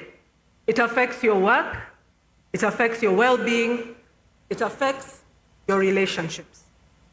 But good debt can be an investment in your future. Bad debt is the one that traps us. It drains us. It keeps us in a cycle of dependence and worry. And this pattern is not an individual problem, it's systemic for everybody in the middle class. And this intergenerational poverty is what keeps our families locked in financial stress. But today, we have the solution. Teachers, you are the solution. If one generation doesn't pass on financial literacy to the next generation, how will we break this poverty cycle? What's the good news? Working together with Ministry of Education, with Kenya Institute of Curriculum Development, we as Old Mutual decided to take action. We have integrated simple financial concepts into the curriculum-based, the competency-based curriculum from primary onwards. Teachers, you now have in the palm of your hand the toolkit that will bring financial literacy from junior schools available directly and immediately on WhatsApp. And all you have to do is take your phone, text a simple message, hi, to Old Mutual on that number, and immediately, like Pesa, the toolkit will land on your phone. This toolkit is like a double-edged sword. As you use it to teach, you will teach yourself. Whether you're teaching your students through midlife, through retirement, you will be impacting on the next generation. So I urge you, take your phone, type in that number, 0791 197 612, and just say hi. And in an instant, you will receive the toolkit ready on your phone at no cost. No money. We'll not ask you for anything. It's already been done. And this toolkit will help you to change the next generation. As you empower others with financial literacy, the journey for you is just as important. We can become effective leaders when we practice what we teach. So that toolkit is not just for the students, it is also for you. And I'll give you 4 simple steps you can take to change the course of this intergenerational poverty. Step number 1, plan. What's your plan for today? What do you need to change? What needs to be different? Step number 2, you need to grow. Grow your wealth. Accumulate your wealth. Manage your debt. This is typically what we do in our 30s and 40s. But at Old Mutual, we don't judge. We listen, we don't judge. The 3rd step, protect. Build a legacy. Even your little house at home is an estate. Begin to plan your estate. And step number 4, we are right behind you in the tent. Visit us at the Old Mutual tent, and our financial advisors will talk to you. We listen, we don't judge. Wherever you are, we will walk with you. As I close, teachers, you're at the center of intergenerational change. Teachers, you have the platform from 8 o'clock till 5 for every single student in this country. The ultimate measure of your success will be in 40 years. Will those who have gone through your hands be financially independent? Will you create generational change by advocating for financial literacy? Visit us at the Old Mutual tent. Use the toolkit that we have placed in your hand for free. Use it for yourself, use it for your family, use it for your students, use it for your community. Thank you, Kepsha Chairman, and the entire Kepsha leadership for collaborating with Old Mutual to bring this change. I'll hand over to my colleague, Evans, to close out. Thank you very much, and good morning, delegates. My name is Evans Manduku. I work for Old Mutual Group, and I'm here to just speak to you about something that is very, very close to our hearts, and potentially all of us are likely to be affected. By a show of hands, how many of you know somebody, or if you've experienced a situation where you've had to sell your asset so that you are able to take a loved one to hospital? How many? I can see a few hands. So the reason why I'm standing here is just to introduce to you one of the solutions that we have at Old Mutual. And this is in line with the 4 pillars that Carol has spoken about when it comes to protection, protecting the ones you love. Many a times you find that we are very comfortable with the medical insurance that our employer has provided, or the medical solution that you have gone ahead to procure. What you don't know, once you go to hospital and you're diagnosed with some illness like cancer, that limit you have, the inpatient limit, is not adequate to secure your treatment for these conditions. And that is why, as Old Mutual, we've come up with a very innovative solution that takes care of chronic illnesses. For as little as 1,000 shillings per month, you can get a cover of up to 15 million, which is paid upfront upon diagnosis of a critical illness. And we have 17 of these critical illnesses, and allow me to just go through them: heart attack, stroke, open heart surgery, cancer, and all sorts of cancer in this case, paraplegia, blindness, aortic surgery, Parkinson's, multiple sclerosis, coma, and all this, that once you go to hospital with a medical card, you will be subjected to a sub-limit. And that then gives you the problems of starting to sell off assets to secure treatment for your loved one. You know, like cancer is one of the leading causes of death in the country. And yet, we can arrest this through early diagnosis, better treatment, and that is why Old Mutual has provided this solution where for as little as 1,000, you can get a payout of up to 15 million shillings, which can enable you get treatment locally or even abroad. So please, delegates, just come behind this hall, visit our tent, and we will walk the journey of protection with you. Thank you very much. Thank you so much indeed, Asante Sana. We do have a gift of appreciation, Bonande. Ndeda? Bwana Ndeda, tafadhali tusaidie kuwapa zawadi. Thank you. And in the meantime, dear delegates, Sacred Heart. Just tell the person seated next to you, Sacred Heart. Sacred Heart. Sacred Heart. Kabisa, Sacred Heart. Bas. Asante sana. Ladies and gentlemen, up next, we have Sacred Heart coming in a big way because they're telling us the future is here. The future is here. Sacred Heart, karibuni, karibuni, karibuni, karibuni. Makofi yao tafadhali wanapokuja. Sacred Heart. Wow, look at those. Oh my goodness, this is the future, I tell you. Look at that. Lovely, beautiful, precious, handsome as well. These are leaders. Precious, we celebrate you. Talk to us in your beautiful languages.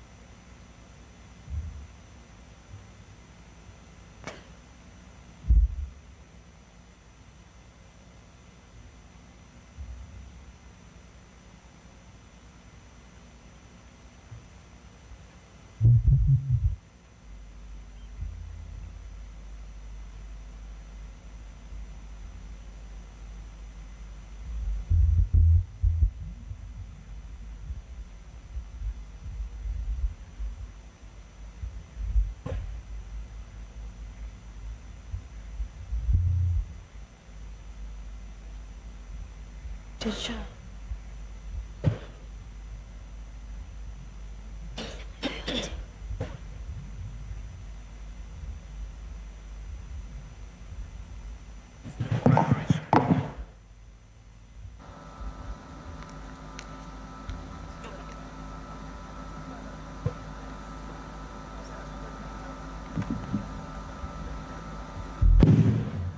Wapenzi wa taarab ni wana Sacred Heart, wana furaha tele kualitile mbegu.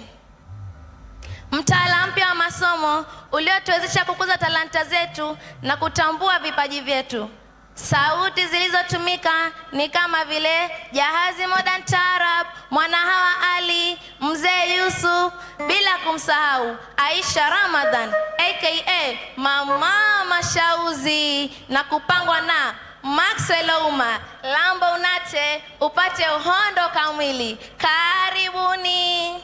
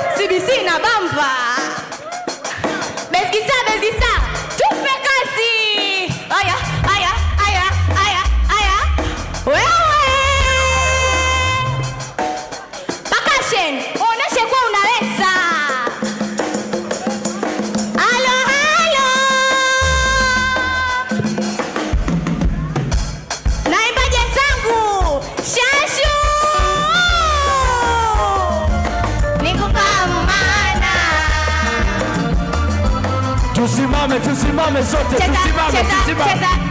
Tusimame, wewe.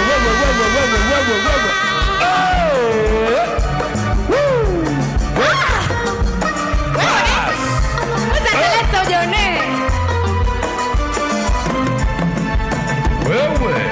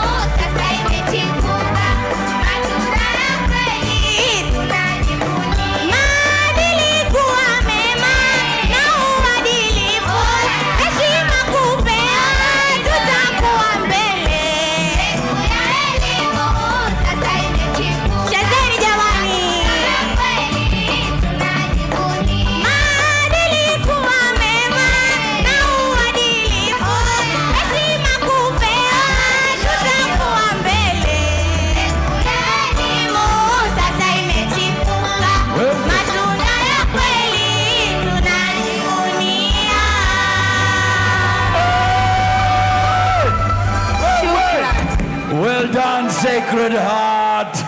Woo! Makofi yao nyingine wanapoondoka kwenye jukwani. Asante sana. Well done. Keep it up. Oh, you're the best. Oh my goodness. Well done. Well done. Ah, that's the future. In fact, it's happening already. Ladies and gentlemen, thank you so much indeed. We are this is good. This is good. 13 minutes past 12 p.m. Thank you so much for your time. We celebrate you. And another one is coming. You don't want to miss it. But in the meantime, let's just have the camera very quickly, very quickly. The camera. Where's the camera? The camera. Which camera are we looking at? Is that it? Thank you so much indeed. I have, please, Margaret njoo tafadhali. Hao wenzetu wanaitwa Sacred Heart. Aha. Ehe, Madam Joyce, HOI, Music Director, Maxwell Ouma, asante sana, well done. Now, Margaret yuko hapa na mimi. Ehe, jina lako tena kamili? Margaret Dinda Philip.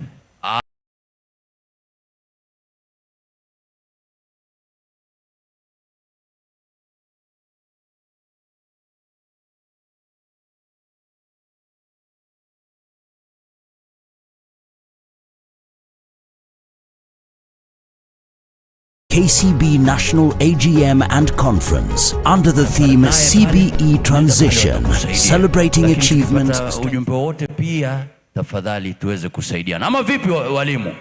Si ndio? Asanteni sana. Margaret, samahani sana lakini tutapata. Asante. Tutapata. Asante. Now ladies and gentlemen, very quickly we want to move on to another section here, and this is our facilitator for 5 minutes. Remember, 5 minutes. Thank you so much. We have Moran Publishers. You have 5 minutes. 5 minutes. Asante sana.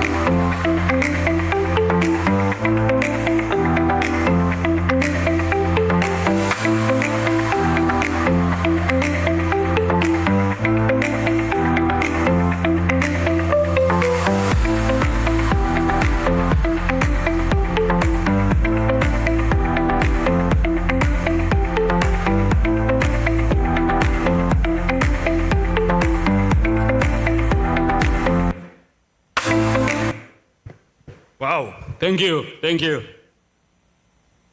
Esteemed Kepsha Chairman, Mr. Ford Ali, distinguished members of the National Executive, colleague head teachers, corporate leaders, President, ladies and gentlemen, good afternoon. If you can see and hear me, kindly wave. Asanteni. Esteemed leaders, look around you. This room does not contain delegates. It holds the architects of a nation's future. The theme of this AGM is not a mere statement. It is a tribute to your courage. You are the men and women who took a blueprint, that is a competency-based curriculum, and with extraordinary courage turned it into a living, thriving reality of every Kenyan classroom. We salute your resilience. Resilience, it is the single word that defines every person in this room. You're not just managing schools, you're mastering change. This AGM is our moment to recognize the victory of the Kenyan spirit that you embody. You did not just meet the CBE challenge, you mastered it. You did not just implement a curriculum, you ignited a revolution in learning. At Moran Publishers, we understand that to strengthen your leadership, you must eliminate doubt and uncertainty. You are navigating the most complex educational reform in a generation, and you need anchors, not risks. My name is Timothy Moita, and I am the General Manager at Moran Publishers, and here to confirm to you that Moran Publishers is your anchor of certainty. While you focus on managing staff, inspiring you pupils, and leading your communities, we take on the burden of compliance. Our commitment is absolute. Every single Moran Publishers textbook and supplementary material is meticulously approved, quality assured, and designed to meet the Kenya Institute of Curriculum Development standards. When you choose Moran Publishers, you choose uninterrupted confidence in your content. The future of learning is about more than just passing exams. It's about raising whole, competent human beings. This is where our readers come in. Ours are not just stories, they are the character builders, the empathy trainers, and the integrity shapers that the CBC demands. You provide the environment, and we provide the books that plant the seeds of responsibility, one story at a time. We are not simply publishing a book list. We are investing in shared vision, the vision of a generation that is not just knowledgeable, but competent, ethical, and ready for the world. You, the leaders, are the ones who are translating policy into practice, and we salute the incredible achievements you have secured in this challenging transition. We know that strengthening leadership in this era means ensuring you have the right tools. That is why Moran Publishers focused its entire development strategy on precision and quality by 1. CBC compliance and peace of mind. We have invested heavily in ensuring every single Moran Publishers coursebook and supplementary title is 100% compliant with KICD curriculum design and assessment standards. When you choose Moran Publishers, you eliminate the risk of content non-compliance, allowing you to focus on purely on pedagogical leadership. The new era, that's the second thing, the new era of supplementary materials. This AGM is your chance to stock up on the supplementary titles that make a difference. We have wall charts, wall maps, and the most spectacular atlases for primary and junior secondary. These are the high-impact, easy-to-use materials that give you, your teachers and learners the edge they need to excel in assessment and deepen conceptual understanding. And to show you exactly what we mean, it gives me so much pleasure to invite Dr. Dennis Onywera, one of you, a friend, and indeed, somebody who will highlight. Thank you. In the interest of time, Moran has many items. We want to single out our atlas. All assessment questions are got from the curriculum design. Precisely this year, question number 33C was about multipurpose river projects in Africa. It says selected multipurpose projects in Africa. You can get us on page 117. Let us not allow the moguls to blame us for not giving them the print media. With the Moran Publishers, you are at home, you are safe, because the learners will be able to identify using the Moran East Africa Publishers Atlas. Mr. Chairman, sir, it is my honor to request you to unveil for us this atlas for us to be able to be teachers who are of substance. Thank you, Chair.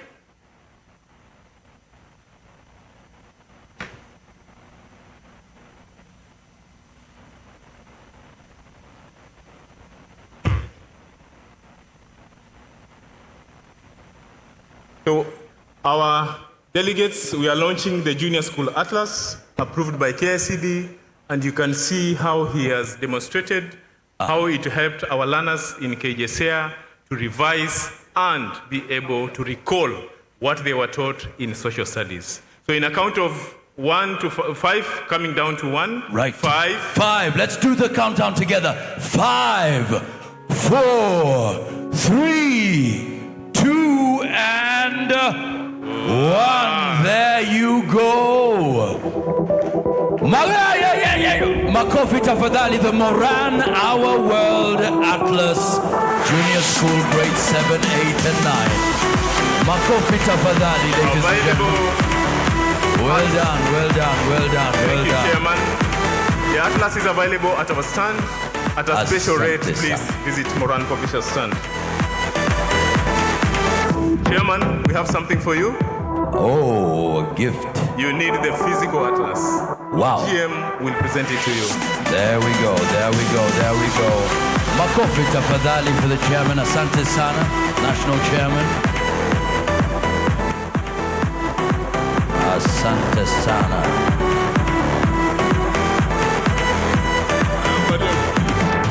Wow, there you go, there you go, there you go. Thank you. Asante sana. Makofi yao nyingine ya mwisho tafadhali. Asante sana.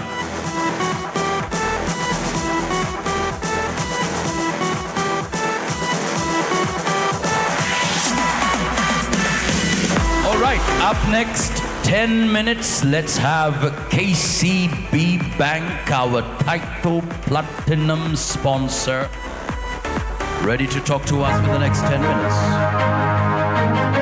15 minutes. As KCB, our purpose is for people for better, and we really strive to open doors of opportunities for our customers. This particular conference brings together teachers from primary schools, and so we are really honored that we can partner with them.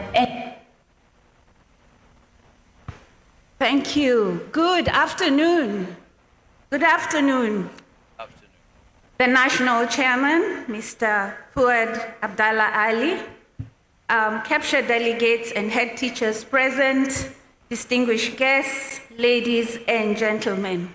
It is a great honor, Chairman, for us to partner as title sponsors for this very, very enlightening conference dubbed Celebrating Achievements, Strengthening Leadership, and Shaping the Future of Learning. I think it has been evidenced here, and join me in celebrating Sacred Heart School, and we will do it the bank way. Wow. This is called the factorial clap. So we will do 1, 2, 3, 1, 2, 1. Ama tuwapatie tano. Tano tena.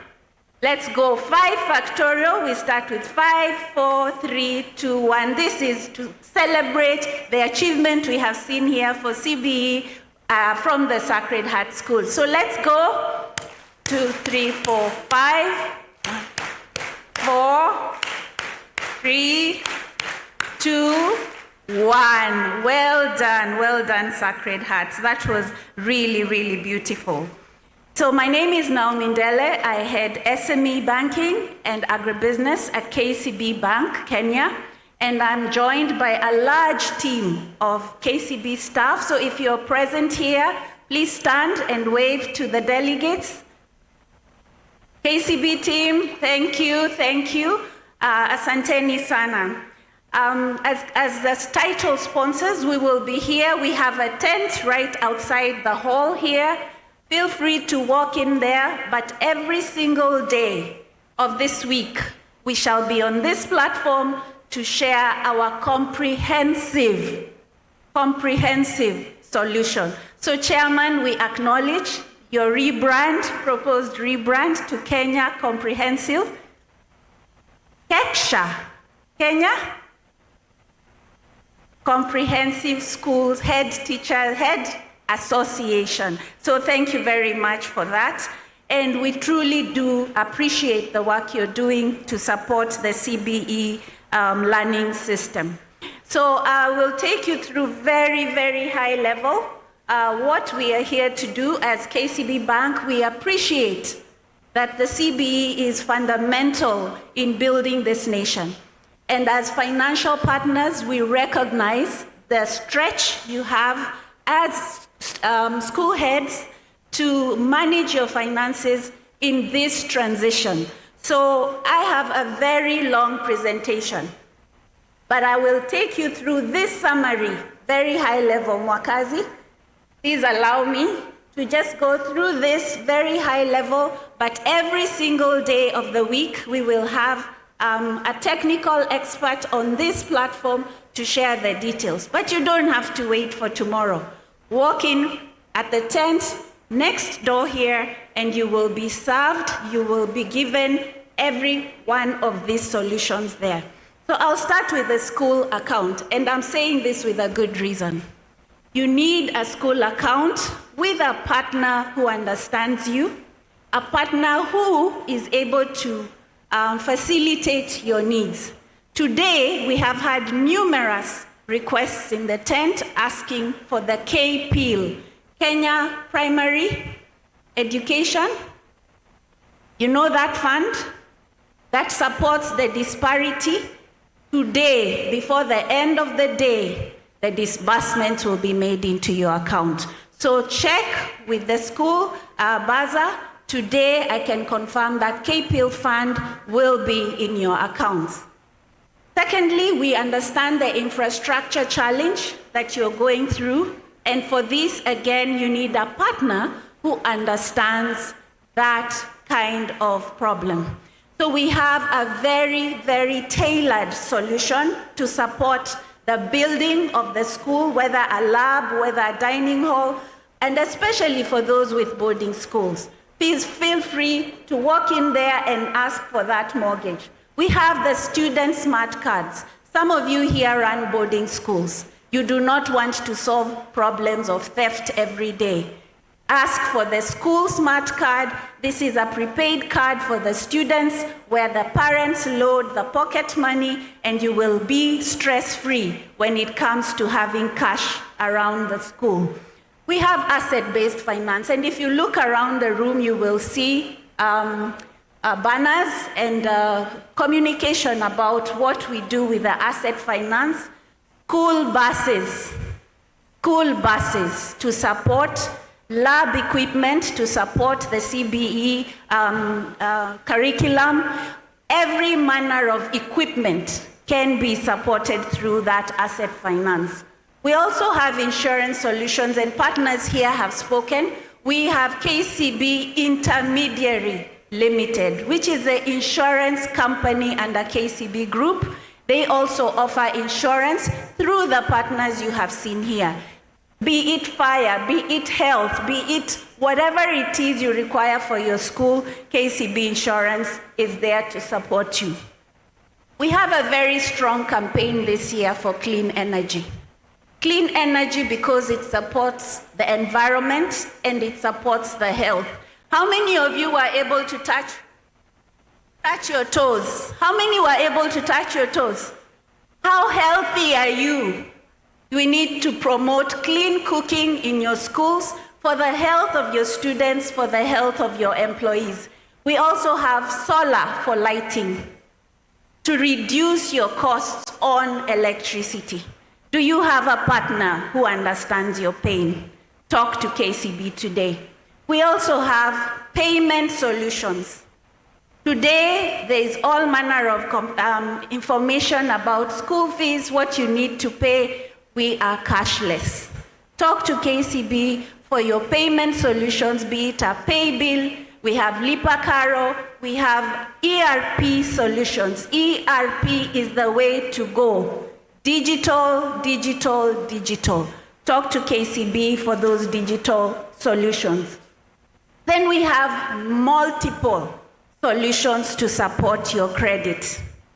Today, a number of you are struggling now that schools have closed, how you will pay salaries for your subordinate staff. Overdraft solutions. Talk to KCB. We can offer you a solution that you will pay in January when the school capitation funds come through.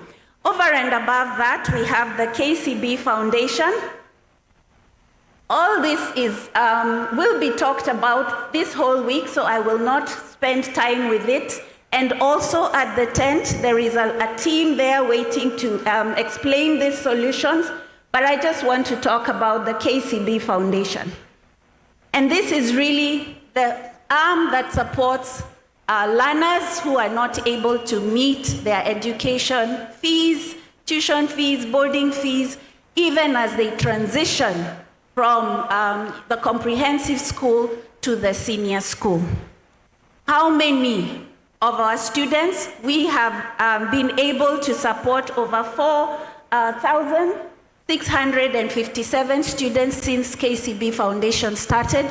We support students from senior school to tertiary education, all the way until they graduate to the university level. Are you able to identify children who will benefit from this? Children who require this kind of support. Talk to our KCB Foundation team, and we will be able to share with you how we have been able to pay 1.2 billion in school fees over the years. We also have the Tujiajiri program, and this is for those who do not go beyond the senior school. We're able to support them with skills, business skills, tools to support them to start a business, and this has also supported very, very many children, almost 132,000 students in this tertiary support, even as they transition into adulthood. Allow me to stop here, but I want to encourage you, walk into the tent. Si nyuma ya tent, tent iko pale mbele, and let's have this conversation. Thank you very much. Asante sana, many thanks. Makofi tafadhali. Thank you so much. Up next, ladies and gentlemen.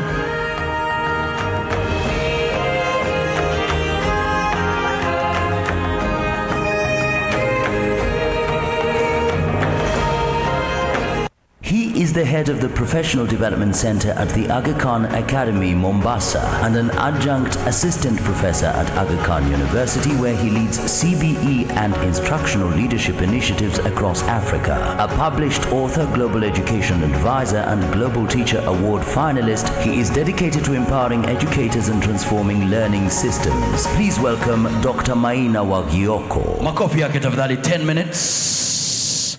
Strengthening instructional leadership for effective competency-based education. Over to you, Daktari.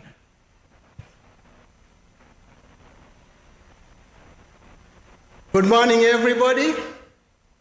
Assalamu alaikum. Tumsifu Yesu Kristu.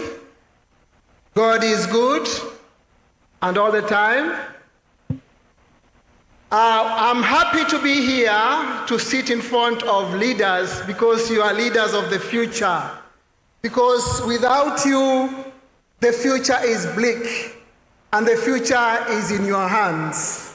So this is what I'm going to speak. I'm from the Aga Khan schools, a group of 200 schools across the world, and learning is lifelong. And we have partnered with Kepsha in this journey, meaning that we are going to partner with Kepsha for lifelong. So, the chairman, Bwana Fuad Ali, the executive in the room, thank you for this opportunity. We can go to the next slide.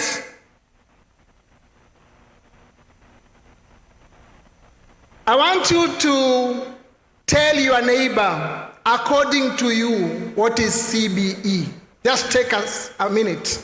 According to you, what is CBE?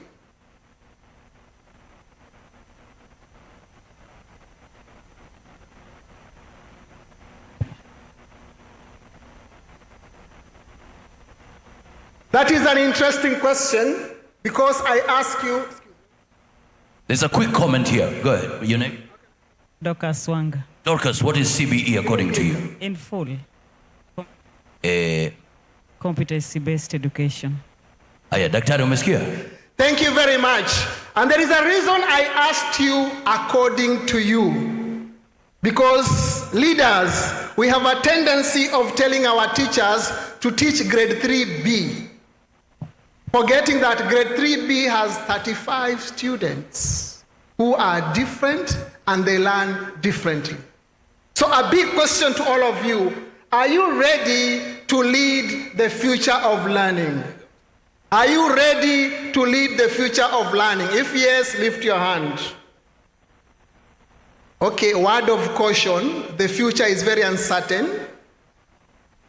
30% of the jobs which are there will not be there then, so be ready for that future.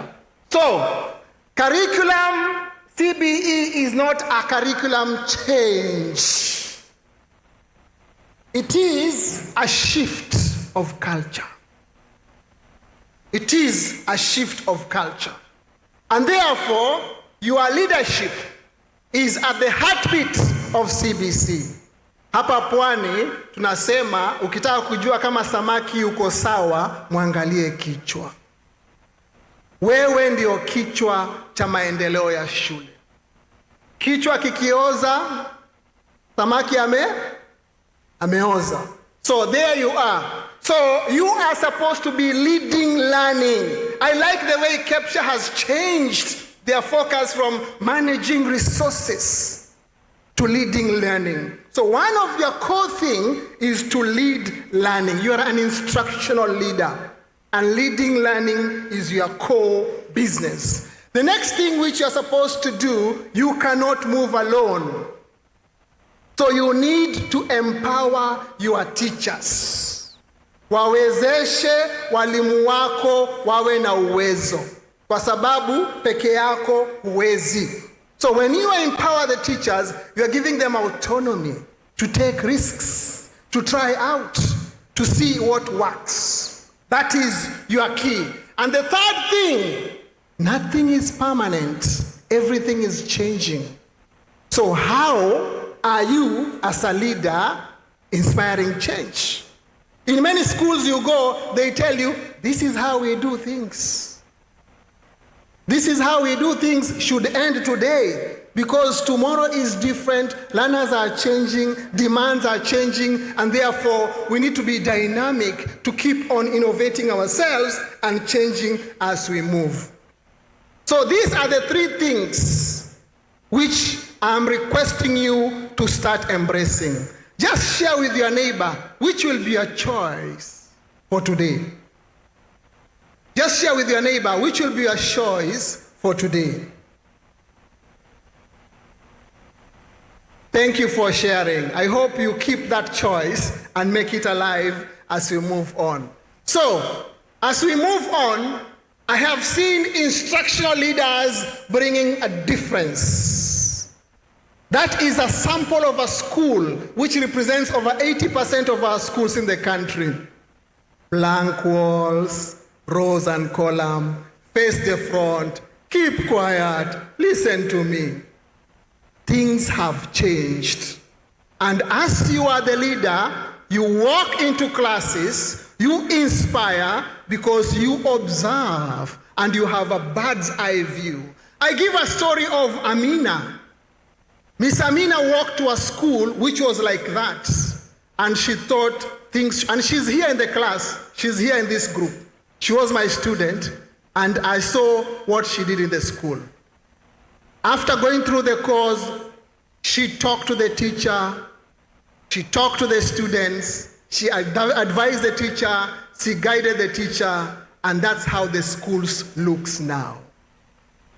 Talking walls, centers of learning, learners engaging, and what happens? She built the agency of the teachers. Teachers are now able to be the middler in the middle. They are moving away from the sage on the stage to become the meddler in the middle, where they are sparking learning at the center of the classroom. These are the kind of transformation, ladies and gentlemen, I like to see in our classes as we move around. So, what do we do now? What do we prepare for tomorrow? The first thing is lead by example. Lead by example, walimu. Usiambie walimu wawe darasani saa moja au unaingia saa tatu. You know the song, follow the leader, leader, leader, follow the leader. So they are following exactly what you do, what you say, how you do it. So model CBE practices. Kuwa kipaumbele cha maonyesho, wakuige unachofanya. Secondly, data does not lie. Those scores you have in your office, those grades, they tell a story of your school. Can you interpret them? Because you don't have grade 3B. You have 39 children, learners in grade 3B. They are different. So you have to differentiate, you have to individualize, you have to personalize learning. We have stopped teaching mathematics, we teach learners. We don't teach grade 3B, we teach all the students in grade 3B. So that is the next thing, which listen to the data and try to interpret, what is this data telling me? Finally, what I'm requesting you to do is celebrate innovation. There are very nice teachers among us who are very creative, very forward-looking, risk-takers, imaginative, and they are coming with great ideas. As a leader, if you keep silent, it goes. But if you celebrate them, it sparks curiosity, it sparks followership, and then others will be able to follow and see. So your role is to be able to celebrate innovation. Innovation happens every day, and there are many ways of innovating. So you are key in ensuring that innovation happens every day. So those are the three which I gave you. I hope you can remember them. One was, what was the first one? To do tomorrow? Mumeshasahau. Yeah, lead by example. Thank you. Tumpigie mwalimu clickers. What was the second one? I can't hear. Use data. Okay, let's give clickers to that. And what was the final one? Celebrate. Bwana treasurer amepata hapo. Tumpatie clickers. Those are the three things that you need to do tomorrow. As an instructional leader, you are the architect of learning. That is not a metaphor. It is exactly what you are supposed to be doing as an instructional leader. And because you are an architect, you lead by having a vision for your school, a vision for your learners, a vision for your parents. Then you have to ensure that the way you lead, your action are futuristic. Hapa Mombasa, kuna museum inaitwa Fort Jesus. Ensure whatever you do is not something to be put at the museum. So be futuristic. And lastly, you have every responsibility. Ensure that you look at possibility. Are we together, school leaders? And we end with a quote. CBE will not succeed because of documents. It will grow because of you. Mwambie mwenzako hivyo, mregelee mwenzako hiyo. Mregelee mwenzako ndo tumalizie. CBE will not succeed because of documents. It will grow because of you. Asanteni sana na asanteni sana. Asante, makofi tafadhali for Daktari. Thank you so much. We appreciate you. All right. We have a gift of appreciation for you, Daktari, before you leave. Madam Caroline Mulwa, tafadhali njoo tafadhali umpe zawadi Daktari. And then for the delegates, get your phones. We have a quick quiz. We get you a gift courtesy of Moran Publishers. Let's have Menti on the screen. Let's have Menti on the screen very quickly. All right. So go to menti.com, menti.com, menti.com, or you can scan the QR code, then pick a name and an image from there. Are we ready? Okay. We want to give you a gift. Everyone, your phone.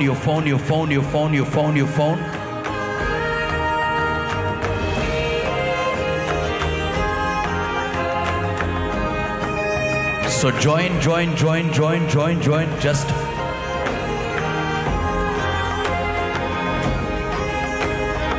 all right. We have a question for you very quickly. Question for you, and get yourself an award right there.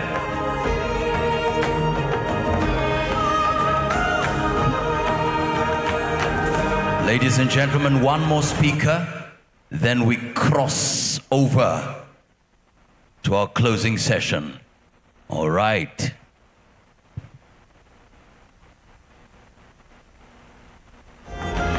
Okay. Do you have a gift? No, back.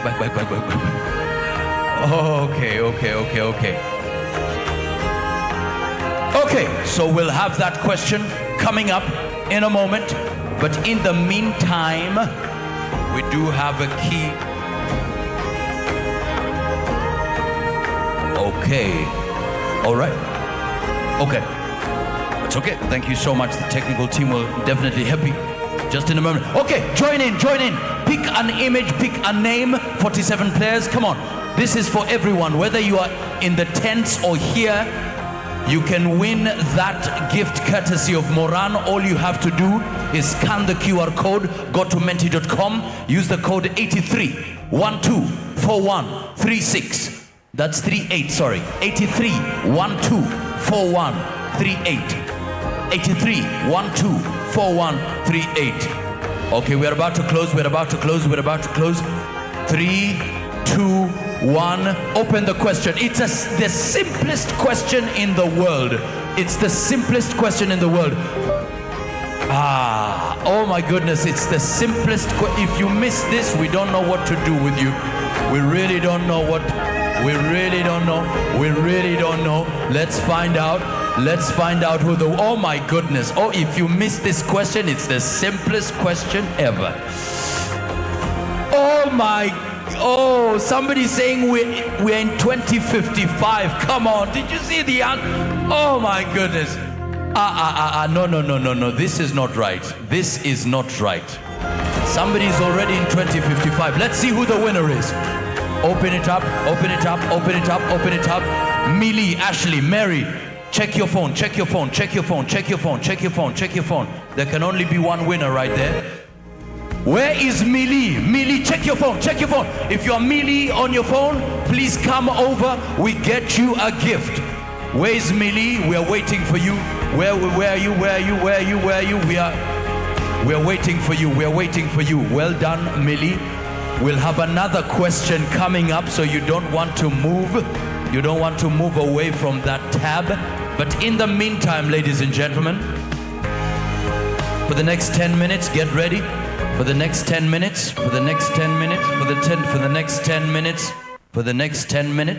let's have the next speaker.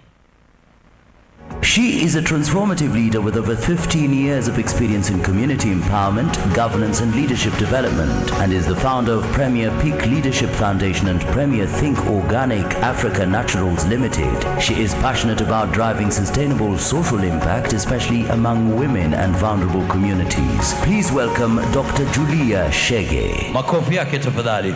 10 minutes. Thank you so much. And the national chairman, all protocol observed, and everyone else, good afternoon. I think it's afternoon. Good afternoon. If you can see me, do a high 10. The next person near you, high 10. High 10. I meant high 10. CBE. High 10. Thank you so much. I've been introduced, and I'm not going to introduce myself again. We are celebrating. He has a rich background in media. Oh, thank you. We are celebrating leadership, transformation, and the future of learning. When I was invited to this forum, I thought about CBE, and having come from 844 system, I had to think very quickly on how to deliver this. Thank you so much, the Kepsha leadership, for offering me this opportunity to be able to transform. The next slide. Okay, I want to ask a question, and I have a gift for all of us. Who has read my bio on the page? Please don't turn your book. If you haven't read, going one, I have a gift for you. Hiya. Going once, don't turn the page. Please, if you have read my bio, I have a gift for you. There's someone who has read. Please don't turn your page. Hakuna kuiba. Kuna moja? Oh, okay. Who has read in the book? It's in your booklet. It's in your booklet. Going once, Mwakazi, get one person. Walk up. Somebody had read. If you had read, don't cheat. Remember, we are doing CBE, not 844 anymore. Chairman, you can see. There's someone who has read.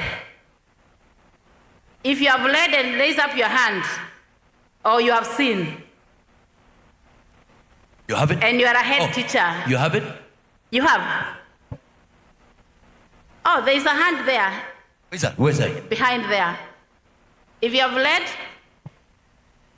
ma'am here in front. There we go. Oh, she has read. Okay. Thank you. If you have read, there's another one here. Okay, just one hand. Oh. Just tell us it's on which page? Which page? On which page? 27.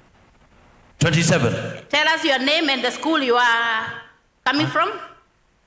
Okay, I'm Simon Nyankore, Milimani Primary and Junior in Migori County. In? Migori County. Migori County. Yeah. I'm going to offer mentorship in your school 2026, the whole of 2026 without payment. Wow. Let's give them a very big hand. That's what I was asking.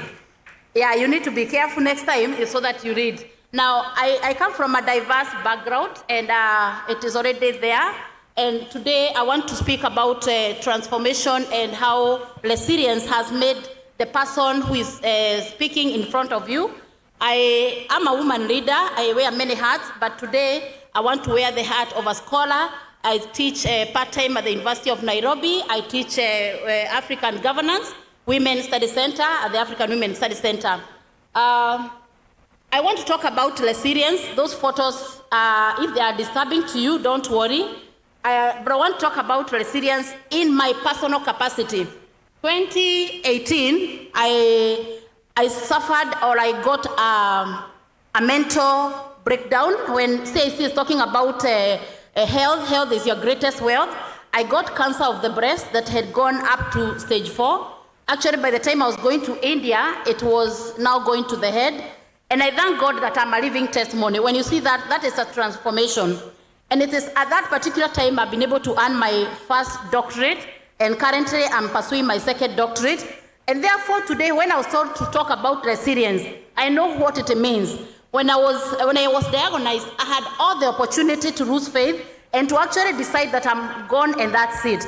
And you know, when you're told that you have cancer, you know what it means. People think that you're going to die in the next minute, and they actually help you to even think of how your body will look like. But I decided to choose life. I decided to focus on resilience. And that time I was in India. You can see now I've gone to India like 5 times. I'm not off the hook yet. But if I didn't tell you that I'm a cancer survivor, would you know?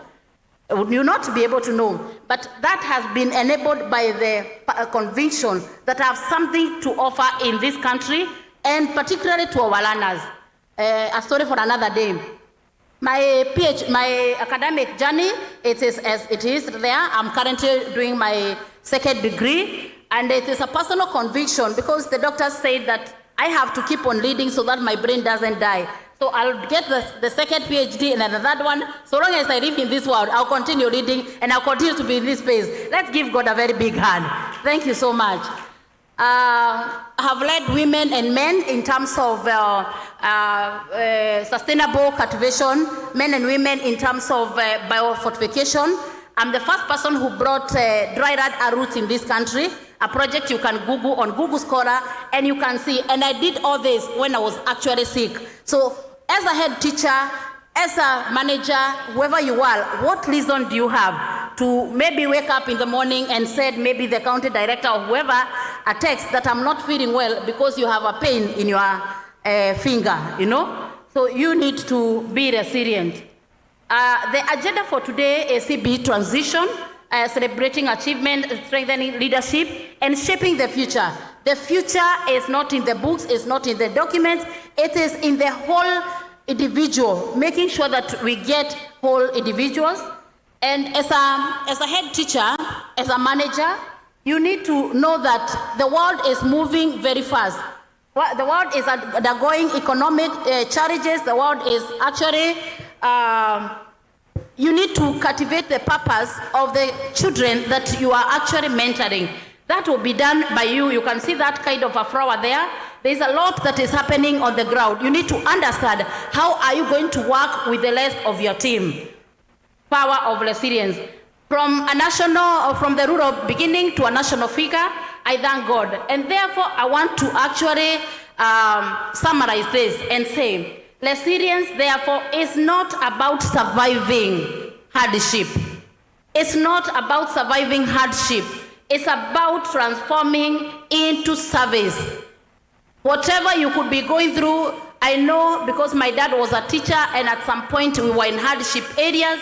It's not about surviving that. It's about surviving a service. Wherever you are at such a time, what will you be counted to do? What will you be able to do? In course of my service, I've been able to do quite a lot, and you can also be able to do that. When I was told to talk about resilience, I just laughed because I know even the current president offered me or gave me an award during International Women's Day called the Resilience Award, and I was the only woman in Kenya who had brought that kind of innovation in terms of dry rat arrowroot. So the flowers that women do in Kenya doesn't need to be fortified from our end. The last thing from CBE, CBE is not just a curriculum, it's reform, it's leadership reform, resilience systems as you can see there, and you can see the journey there. So I want to encourage all of us as you prepare young people to read, not to just qualify. And the quote I have for you goes like this. The quote is there. Resilience is not just a personal triumph. It is a national responsibility, a collective commitment to rise, rebuild, and reimagine our future. Let us lead with courage, teach with purpose, and serve with conviction. Together we finish strong. God bless you so much, and Merry Christmas and Happy New Year. Wow, makofi tafadhali. Thank you so much indeed. And we do have a gift of appreciation for you. Asante sana. Thank you so much for your personal story.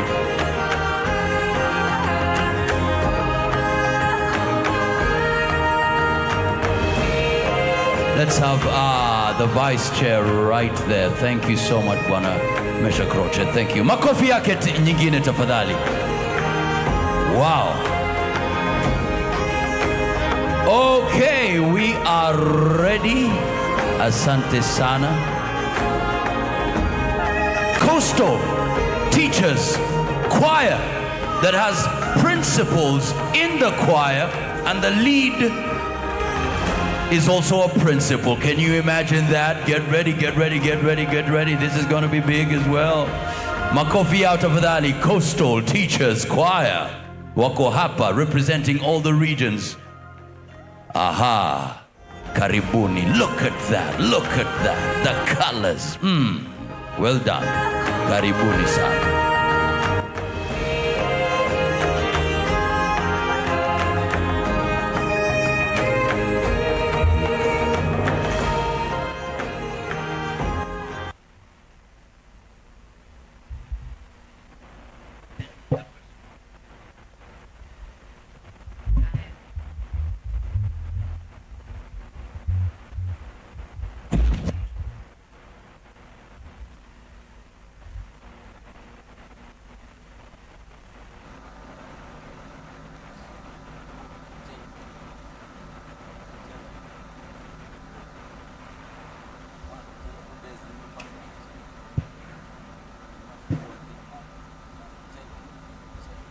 And Dr. Julia is saying you can get to see her and get to learn from her exhibition spot. Go ahead, Coast. Hello.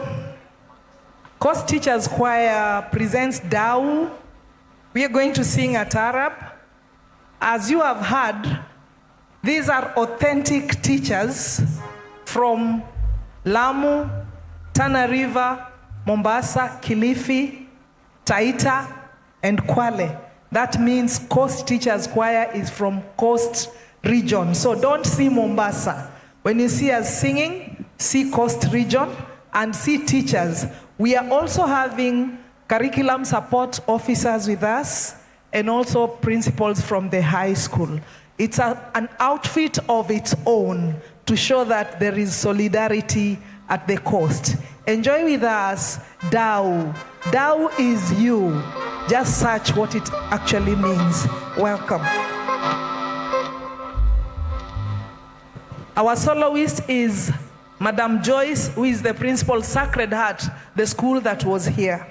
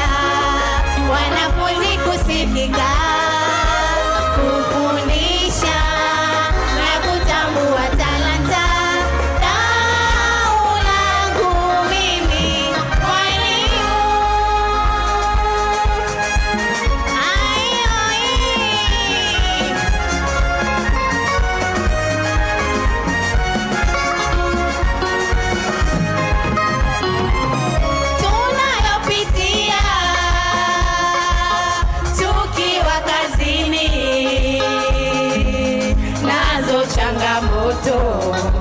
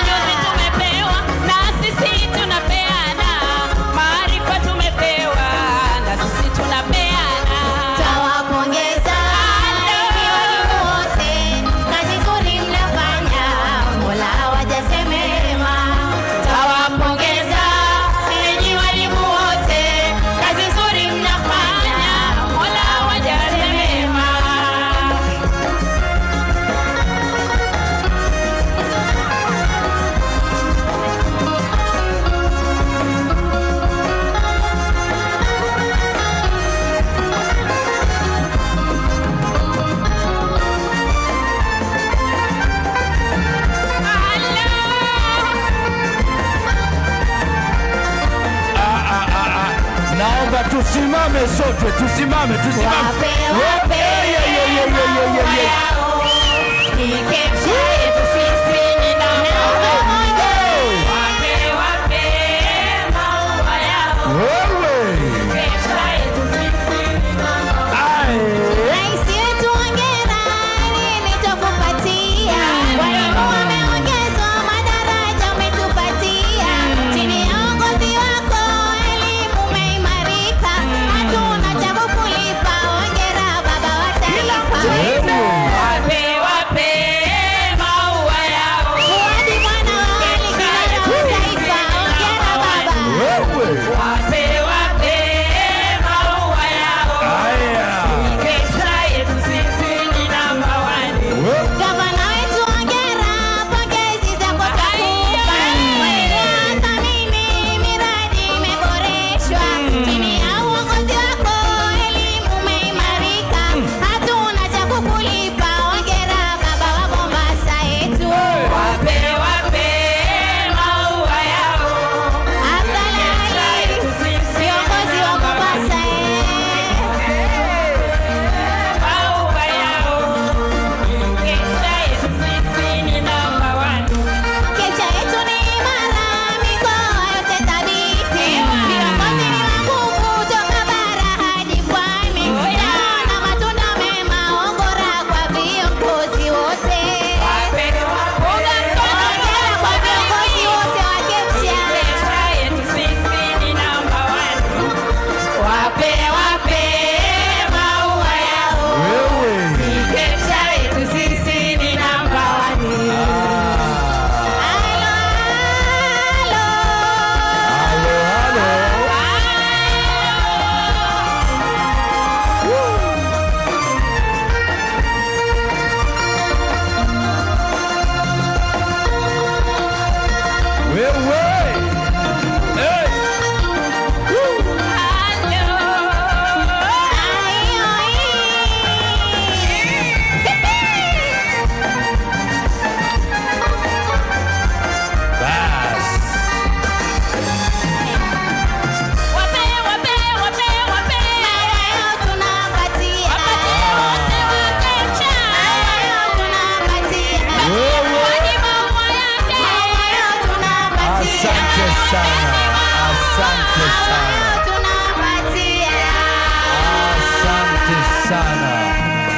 Shukran. Coast Teachers Choir, makofi yao tafadhali. Na kwa sasa, kabla tuingie katika kulaunch kitabu hapa, kuna jamaa lazima tutege masikio tumsikilize. Mwalimu, kwa heshima kubwa naomba tumkaribishe Mwalimu Bokoko. Mwalimu Bokoko, uko wapi? Mpe makofi yake tafadhali, tuzungumzie kwa lugha yako safi. Shukran. Bokoko.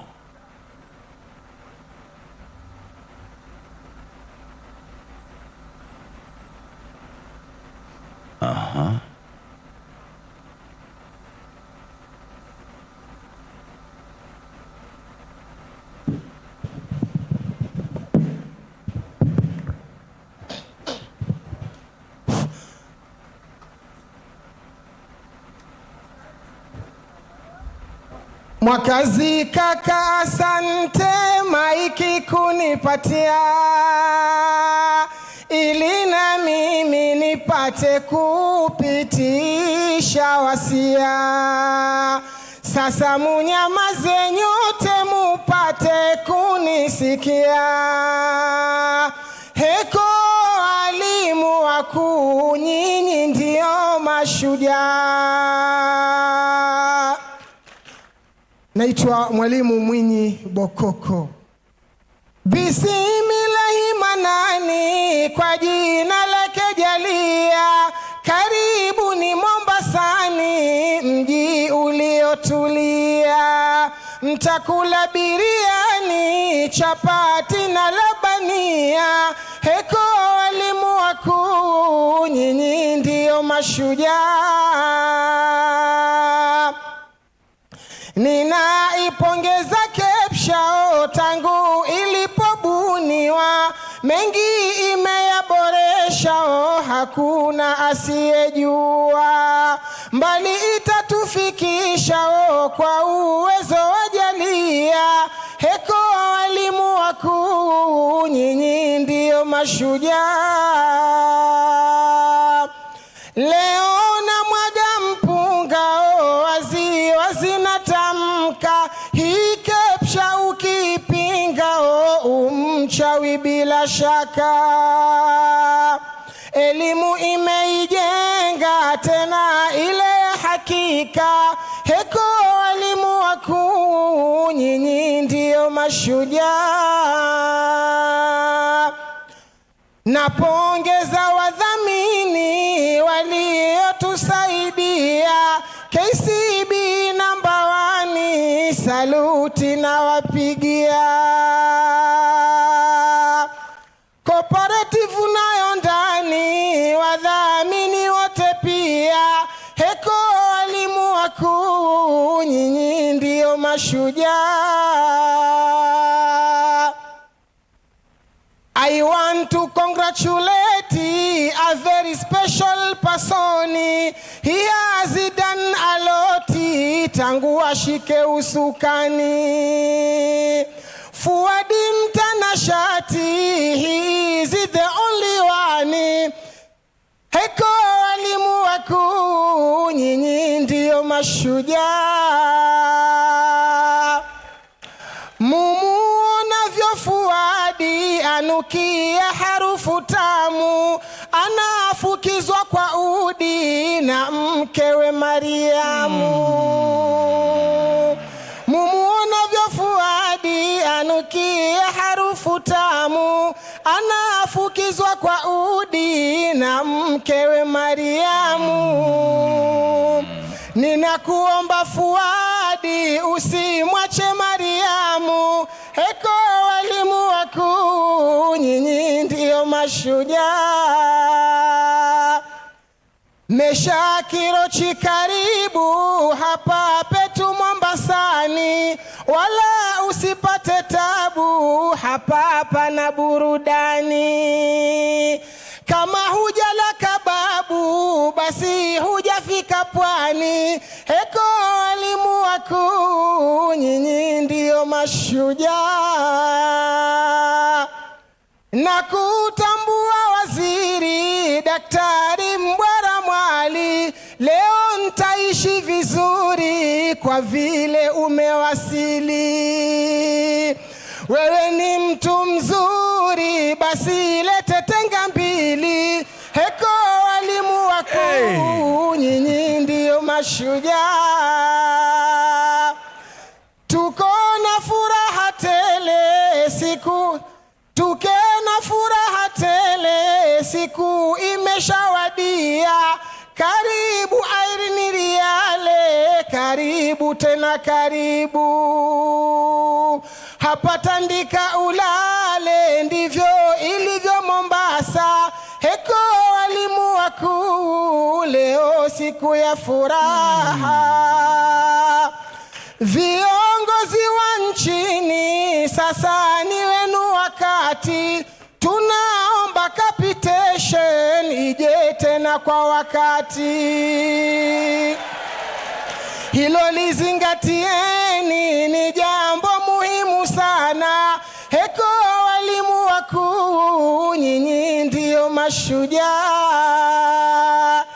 Sija kusahau Trevor na Musyoka kadhalika, na Francis Ndirangu na Hussein Dubati, Daktari Makimei na mama yetu Masinde, heko walimu wakuu, nyinyi ndio mashujaa. Na David Radiala, twapenda zako juhudi, na Abraham Siala, ni nzuri yako rekodi. na Rebeka Otieno na James Osikedi, eko walimu wakuu, leo siku ya furaha.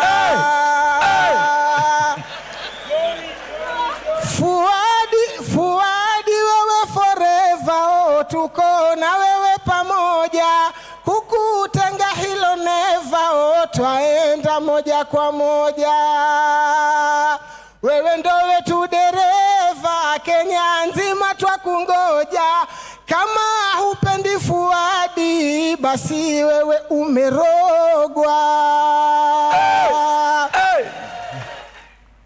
Hapa sasa namaliza, oh, nina swali nauliza, ni hawa watu wa benki mbona hapa wajafika? Swali langu nauliza, oh, liende kwa KCB pamoja na Cooperative, nipeni hizo za kwangu. Asanteni sana, mambo leo ni mazuri. Heko walimu wakuu, shangwe na vigelegele. Nambari yangu kamili leo ninawapatia 0729 wewe 0729 684. Hiyo nitarudia hata mara 100. I know what you want to do. 0729 684 273. Italeta jina langu, naitwa Mwinyi Bokoko. Shukran. Wewe Mwalimu Bokoko.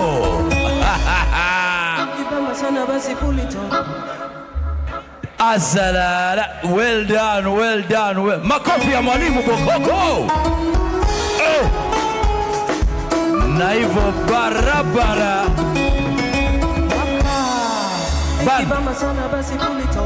sasa tunataka tumkaribishe the national chairman. Makofi, tusimame tafadhali tunapomkaribisha the national chairman Kepsha Fuad Ali. Makofi yake tafadhali band. Twende. Asante sana bwana chairman, karibu sana. Thank you, asanteni sana. Let's take a seat, please. Let's take our seats. Good afternoon, members. Kepsha hoi. Hoi. Kepsha hoi.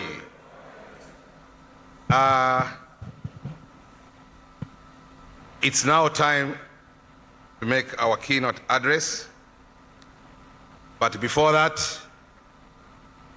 I will wish to recognize the presence of a number of delegates, our guests, who have joined us in the morning.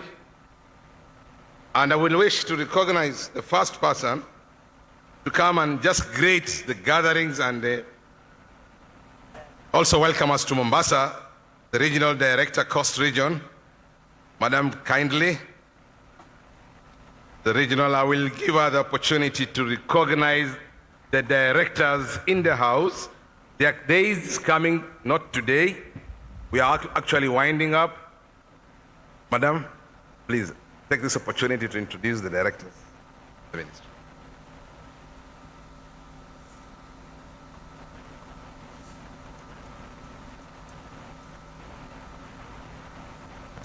She has given me the privilege to recognize them. I was waiting for the list, but I can see the Director Barongo, Director from the Ministry of Education. Tafadhali, just wave to the crowd. Makofi kwake. I have also seen Director Duale. I think Director Duale has left. He's just within the compound. Director Barongo, please assist me if any directors is in the house.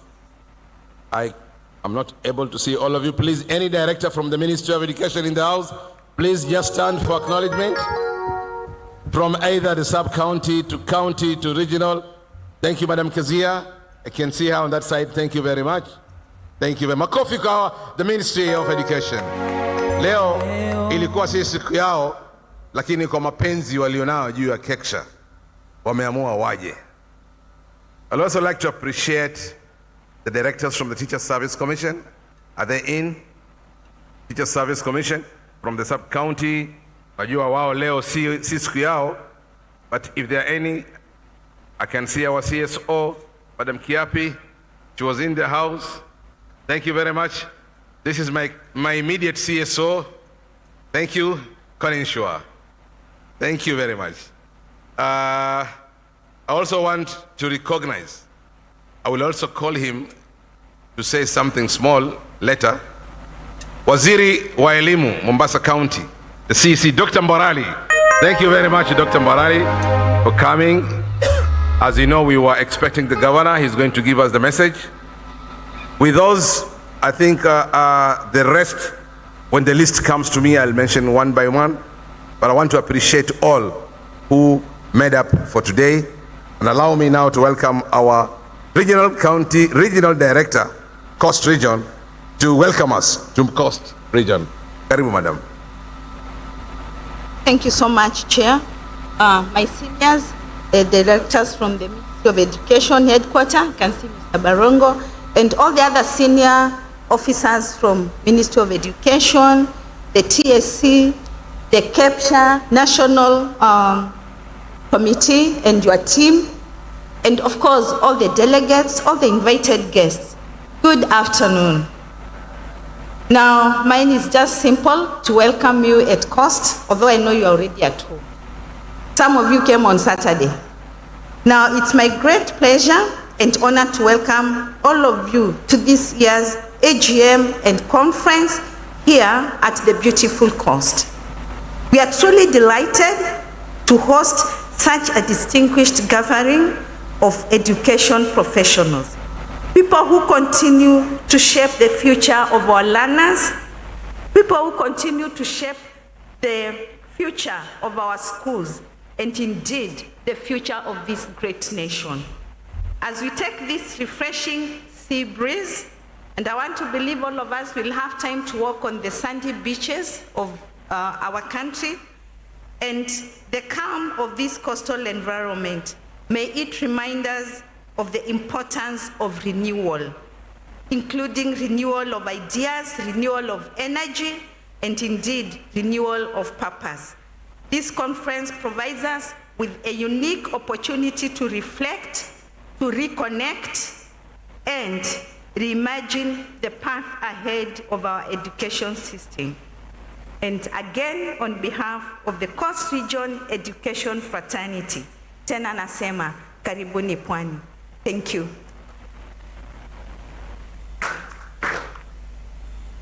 Thank you very much. Jamani, hiyo makofi kwa ardhi kweli. Thank you very much. So, ladies and gentlemen, we have a book to launch, but before that, let me make my keynote address to the delegates. Your Excellency, the Governor of Mombasa County, represented here by Dr. Mborali, the CC Education, CM Education, Mombasa County, accompanied by other directors, government dignitaries in the House, esteemed colleagues, distinguished guests, our valued partners, ladies and gentlemen, good afternoon. Good afternoon once again. It is a great honor and privilege to stand before you this afternoon as we reflect on one of the most transformative journeys in Kenya, in Kenya's education history.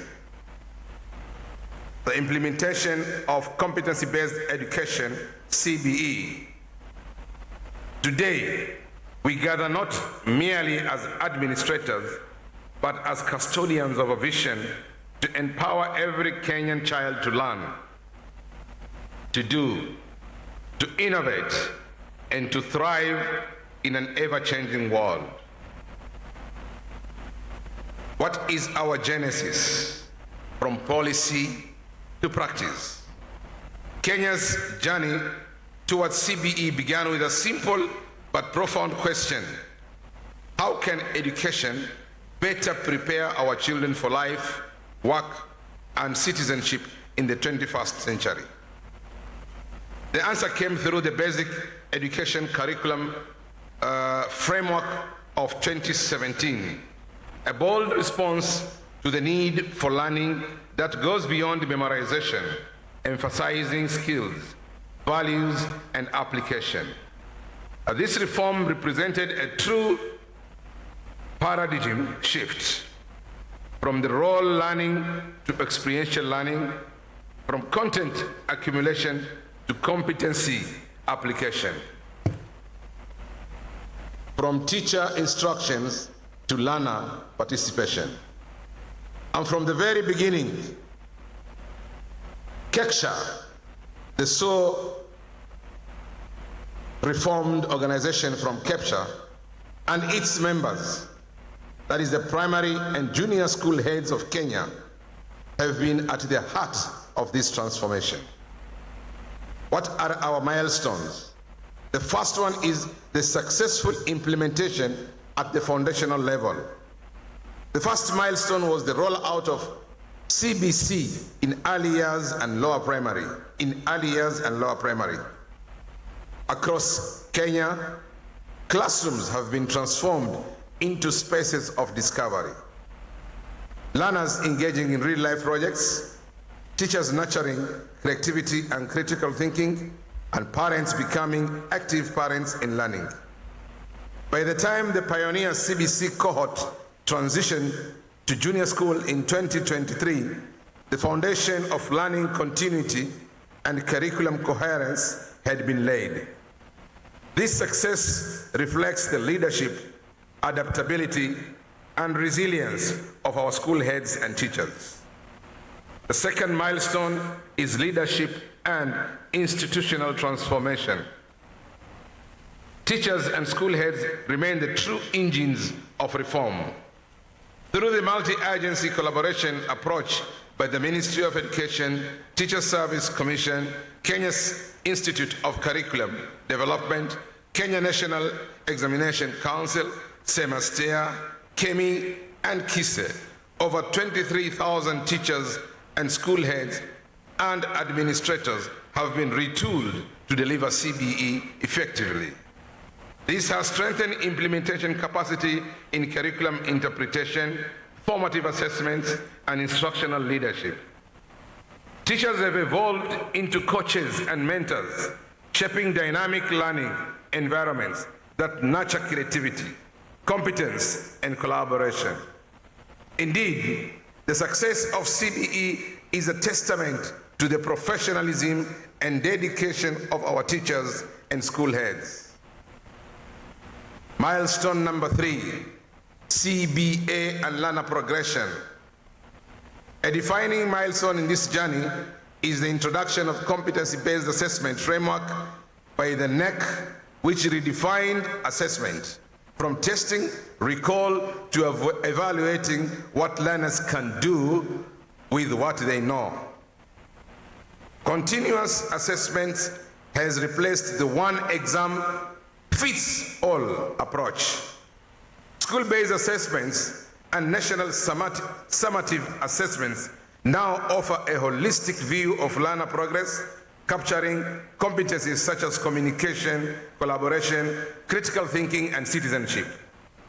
Teachers now guide learners to think, create, and solve problems, nurturing a generation of confident and socially responsible citizens. Kepsha members continue to uphold integrity and accountability in the coordination and administration of these assessments nationwide. And the evidence has been seen we've just concluded the Grade 9 National Assessment very successfully, courtesy of our Kepsha members. Milestone number 4, strengthening infrastructure, systems and support networks. Across Kenya, school heads have been pivotal in the turning policy into progress, overseeing infrastructure works and driving program implementation. Their leadership complements the government's bold investments, ensuring alignment between infrastructure development, curriculum delivery, and teacher support systems. Collaboration among the Ministry of Education, State Department of Public Works, SEPU, TSC, KSCD, NEC, KEMI, and KISE continues to strengthen schools' physical and operational capacities. Among the key achievements and initiative includes the following: the construction of over 16,000 JS classrooms in the financial year 2024-2025, significantly expanding access and reducing congestion in learning spaces. The planned construction of 1,600 science laboratories under the financial year 2025-2026 with a view to enhancing hands-on inquiry-based learning in the STEM pathways. Ongoing efforts to build national capacity for STEM education through teacher retooling and innovation, support by Semester, and continued capacity development of school management by KEMI. SEPU is a scaling mobile science kit to provide practical learning, especially in remote and resource-limited schools. The lesson live streaming initiative by TSC is expanding access to quality instructions, enabling real-time support and mentorship across schools. Collaborations with partners such as Kurasa Africa and other edutech innovators are deepening digital integration, enhancing accessibility, interactivity, and personalized learning experiences. Partnering with NACADA, Basic Needs, Basic Rights, and others are promoting mental health, psychosocial support, and drug prevention initiatives, fostering holistic learner well-being. Through the First Lady Mazingira Awards, FLAMA, schools are nurturing environmentally conscious. Schools are nurturing environmentally conscious learners, turning classrooms into hubs of climate action, creativity, and sustainable living. Together, these multi-agencies efforts are strengthening infrastructure systems. They are strengthening infrastructure systems and support networks, creating safe, inclusive, and inspiring learning environments that empower every Kenyan child to learn, thrive, and contribute meaningfully to the society. Another milestone is inclusion and equity. The CBE model rests on the conviction that no learner should be left behind. The Ministry of Education and education partners continue to advance inclusive education through targeted interventions that promote equitable access and participation for all. For learners with special needs, this includes expanding SNE-friendly infrastructure, adaptive learning materials, assistive devices, and specialized teacher training. Girls are benefiting from dignity kits and improved wash facilities that promote health, confidence, and gender-sensitive learning environments. Through the Elimu Scholarship Program and bursary schemes supported by Equity Group Foundation, Jomo Kenyatta Foundation, Cooperative Bank, KCB Bank, and other partners, thousands of vulnerable learners are transitioning successfully through basic education.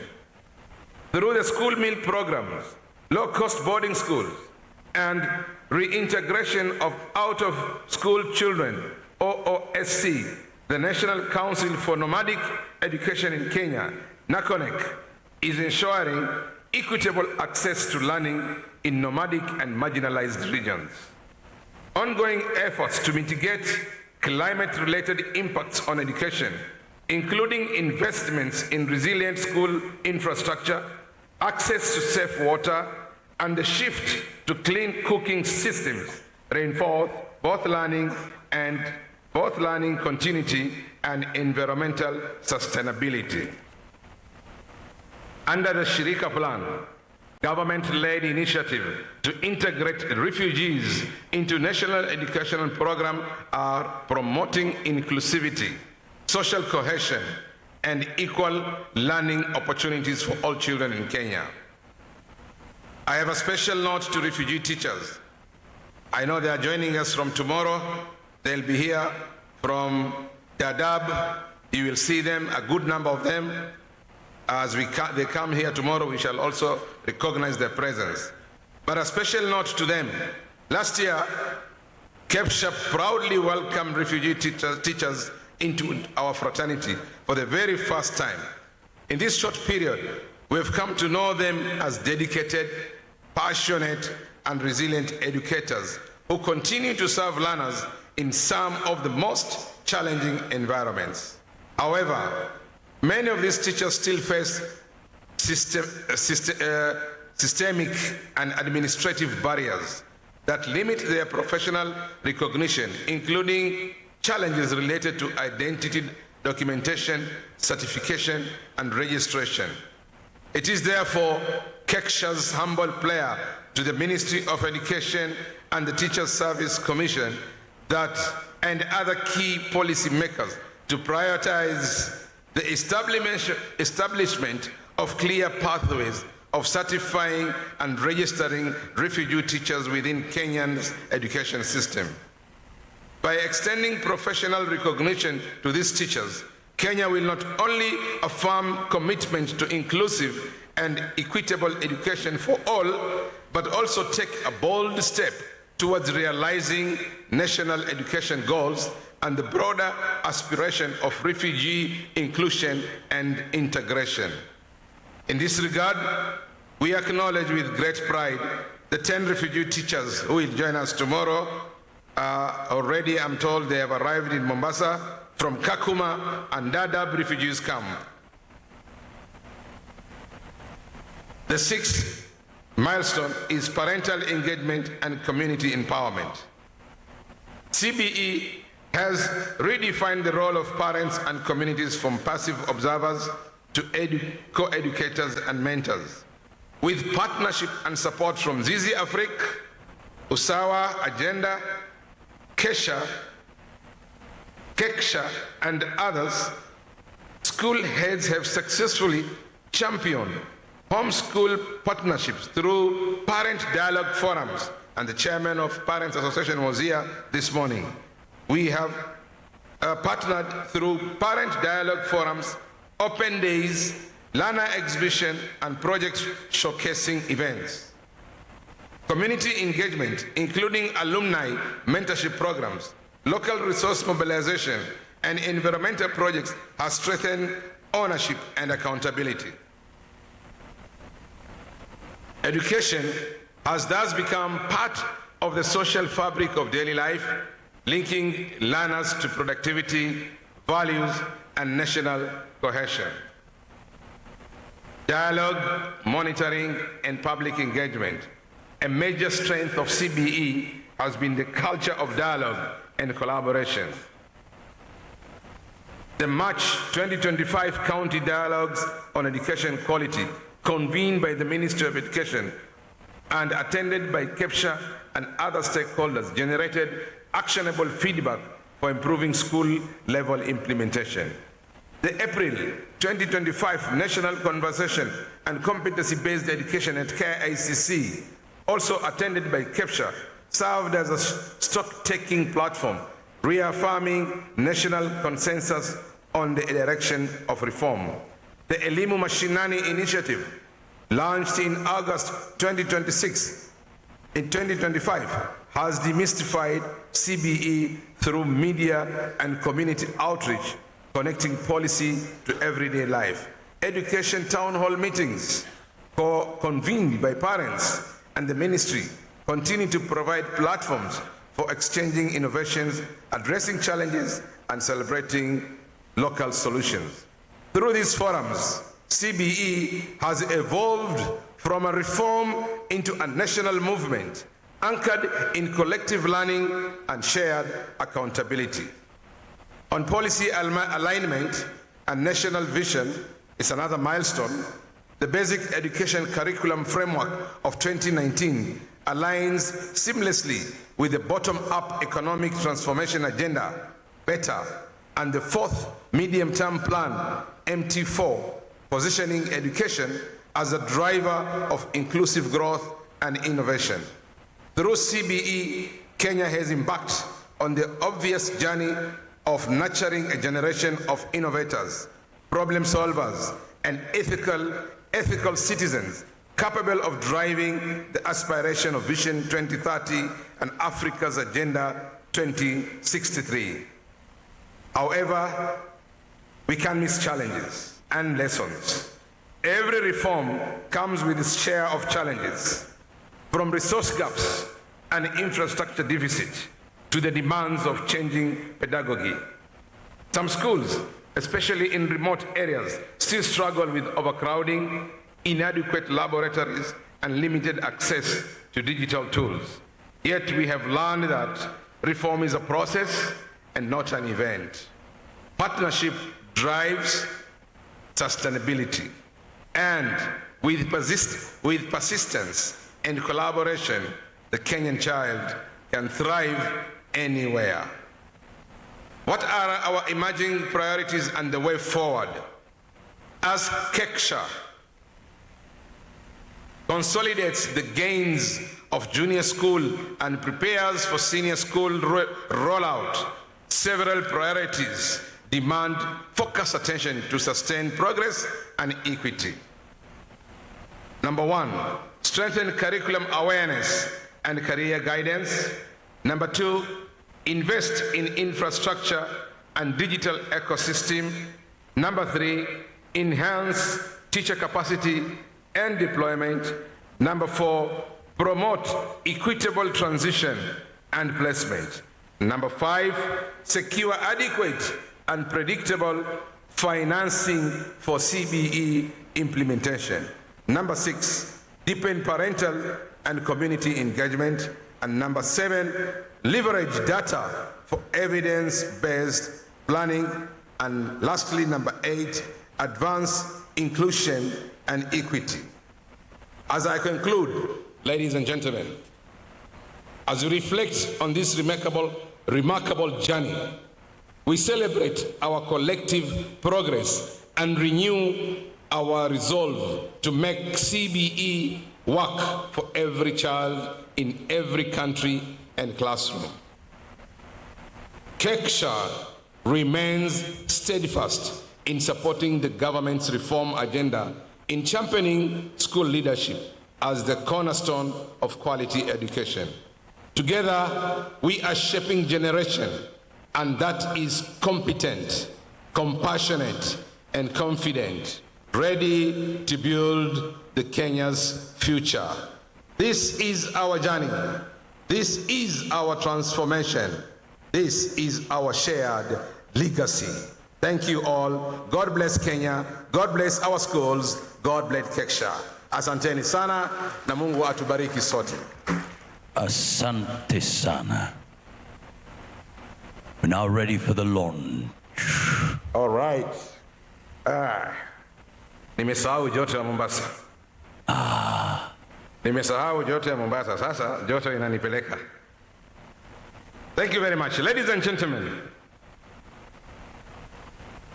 today marks a truly proud and historic moment in our life and in the life of Kepsha, as we launch a publication that celebrates our journey of leadership, service, and transformation.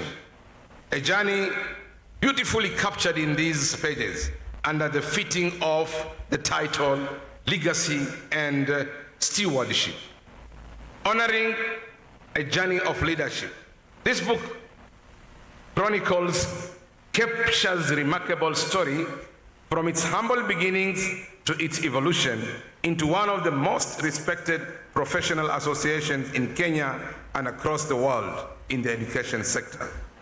It tells the story of visionary leaders, past and present, who dedicated themselves to nurturing and empowering the custodian of our basic education system, the head teachers of the great Republic of Kenya. At this juncture, it is befitting that we honor the founding members of the National Executive Committee, whose vision and courage laid the foundation upon Kepsha as we stand today. The late Titus Waithaka, who was the chairman, came from Nairobi. The vice chair, Bob Karani, from Nyanza. Treasurer, Abdurazak Hussein, from Northeastern. Vice treasurer, Angushe, from Western. The Secretary General, Charles Agina, from Rift Valley. The vice secretary, John Mwiti, from Eastern Region. The organizing secretary, Brother Hussein Fujo, from Coast Region. The women rep, our sister Irene Gegi, from Central. Other prominent influences who carried the journey forward and strengthened the Kepsha legacy includes people like strategic planner, Brother Francis Warui, financial reformist, Mr. Ibrahim Boya, who is now a CEM in Northeastern, our second national chairman, Brother Joseph Karuga, our third national chairman, Brother Shem Dolo, our fourth national chairman, Mr. Nicholas Gademia, our fifth national chairman, the late Brother Johnson Nzioka, and now the sixth. And now we are the sixth. Brother Fuad Ali Abdallah, present. Thank you very much. These pioneers built more than an organization. They built a community of purpose, unity, and professional excellence that continues to inspire us today. Through their visionary leadership and steadfast commitment, Kepsha has grown from a small professional network into a strong voice, influencing education policy, promoting transformative leadership, and shaping the future of learning across the Republic. Ladies and gentlemen, if you remember these leaders, last year when we were celebrating 20 years, was it last year? The last year but one, we were celebrating 20 years, and we brought all these leaders to Mombasa. Do you remember that? Celebrating legacy. Legacy, as this book reminds us, is not about overnight. It is shaped through consistent service, integrity, and a shared sense of purpose. Our predecessors, many of whom are presented in this hall today, understood that the true leadership is measured not by titles, but by impact. They build structures of accountability, mentorship, and professional growth that continues to define the character of this association. As we turn the pages of this book, we are reminded that every conference convened, every training conducted,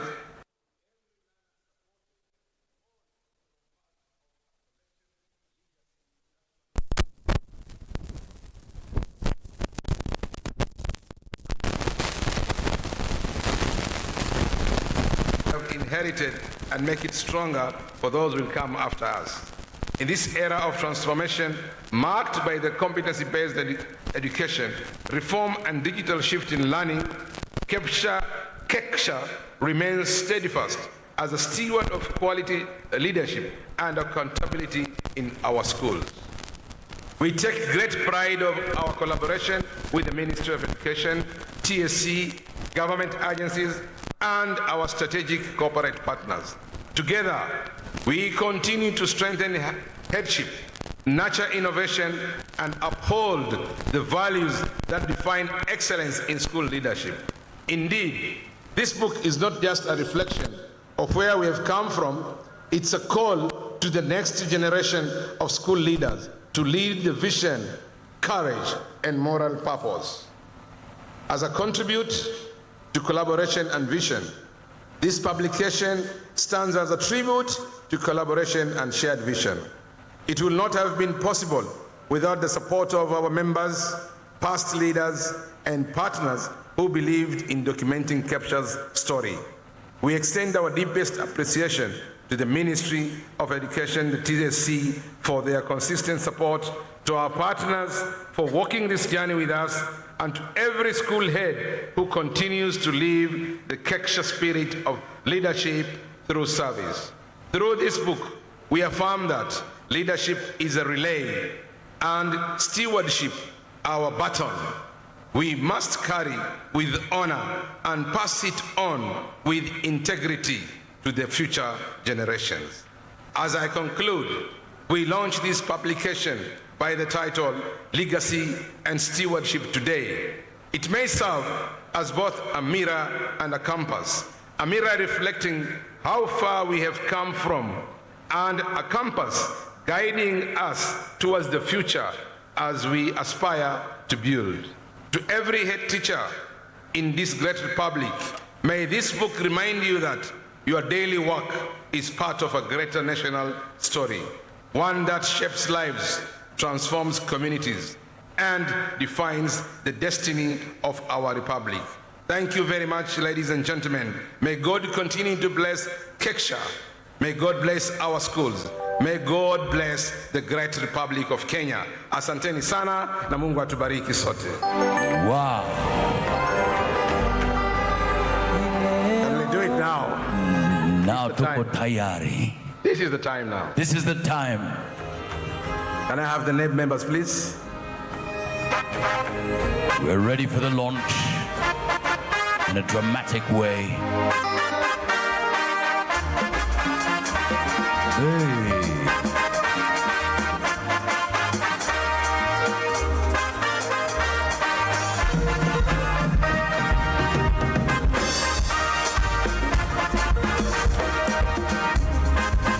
Asante sana.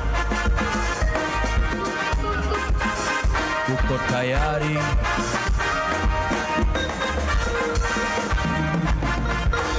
We are ready for the launch. We'll have a countdown. Asante. Bwana Chairman, karibu sana.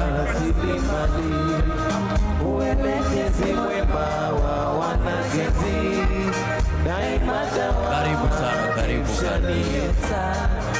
Okay. Band. Asante sana. Asante sana. Tuko tayari for the countdown. Okay, ladies and gentlemen, naomba sote tusimame ili tuweze kumalizia.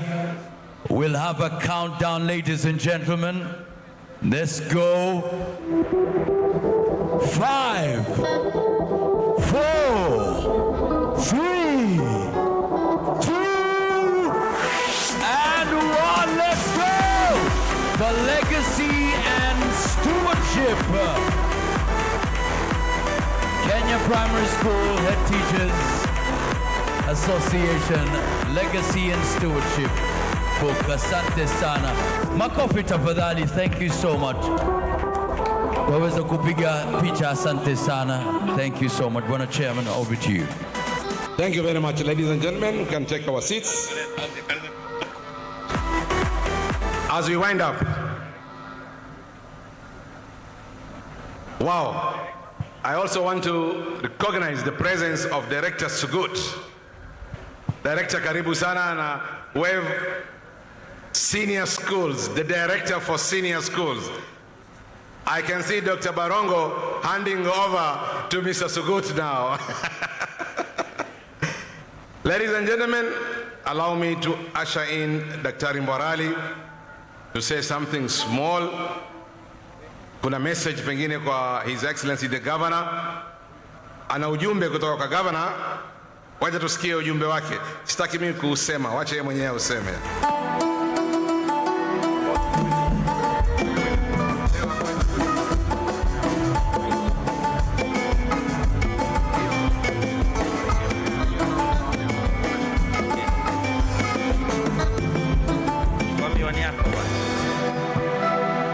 kusomea speech yako. Hamjambo nyote.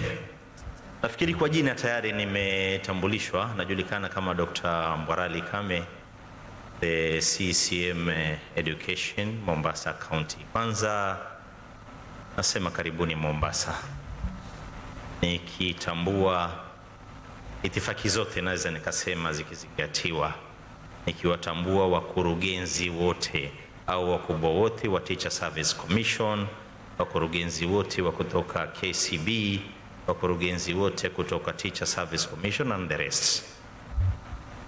History kidogo tu, labda leo, before I became the CCM, I was a teacher and I'm still holding a number, a TSC number. Pigieni makofi jewe. It's a political seat for the time being, but what I can say, we are back to our professional work as a lecturer of Moi University. My brother Fuad, umefanya kazi kubwa sana. Welcome all to Mombasa. Unajua ye breeze ya bahari ilivyo.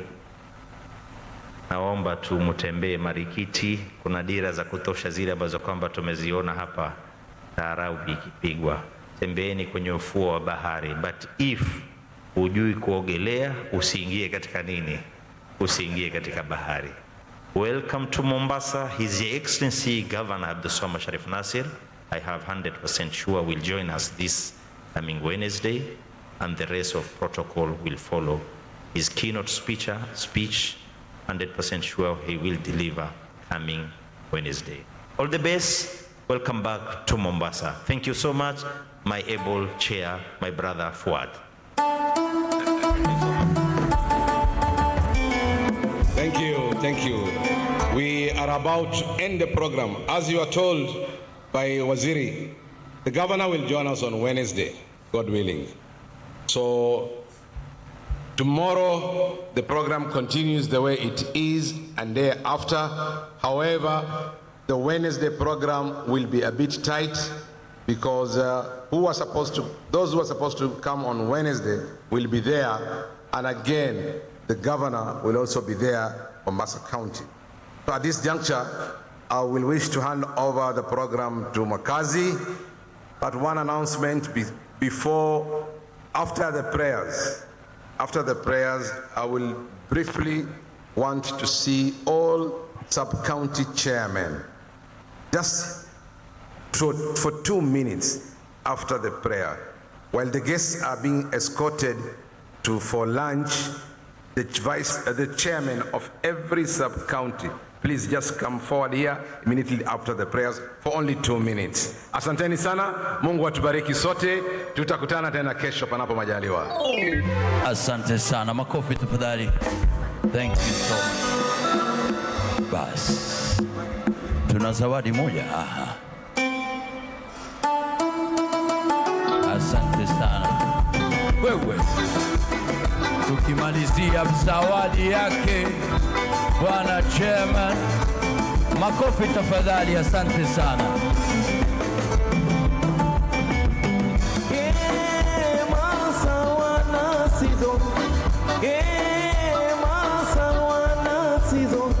Wawili wapenza nao furaha yatuisha. Asanteni sana. Kesho tupatane 8 a.m. so that we can kick off officially in good time. Asanteni sana. All the best. God bless you as you enjoy the rest of the day.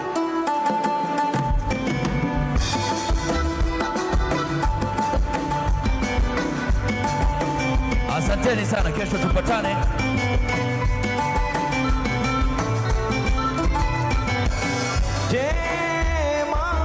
Naomba tafadhali tuombe tukifunga. Bishop Makime, karibu sana. Basi tuombe tafadhali. Father, we thank you, we give you praise and honor, for we asked you in the beginning to be with us, and you have been so faithful. We thank you for renewing our strength.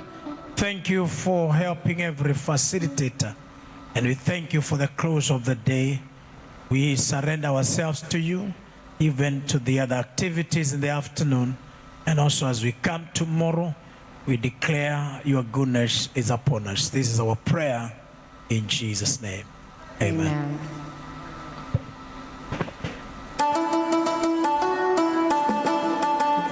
Tafadhali visit all the tents, all the exhibition spots. Asanteni sana. Kesho saa 2 asubuhi.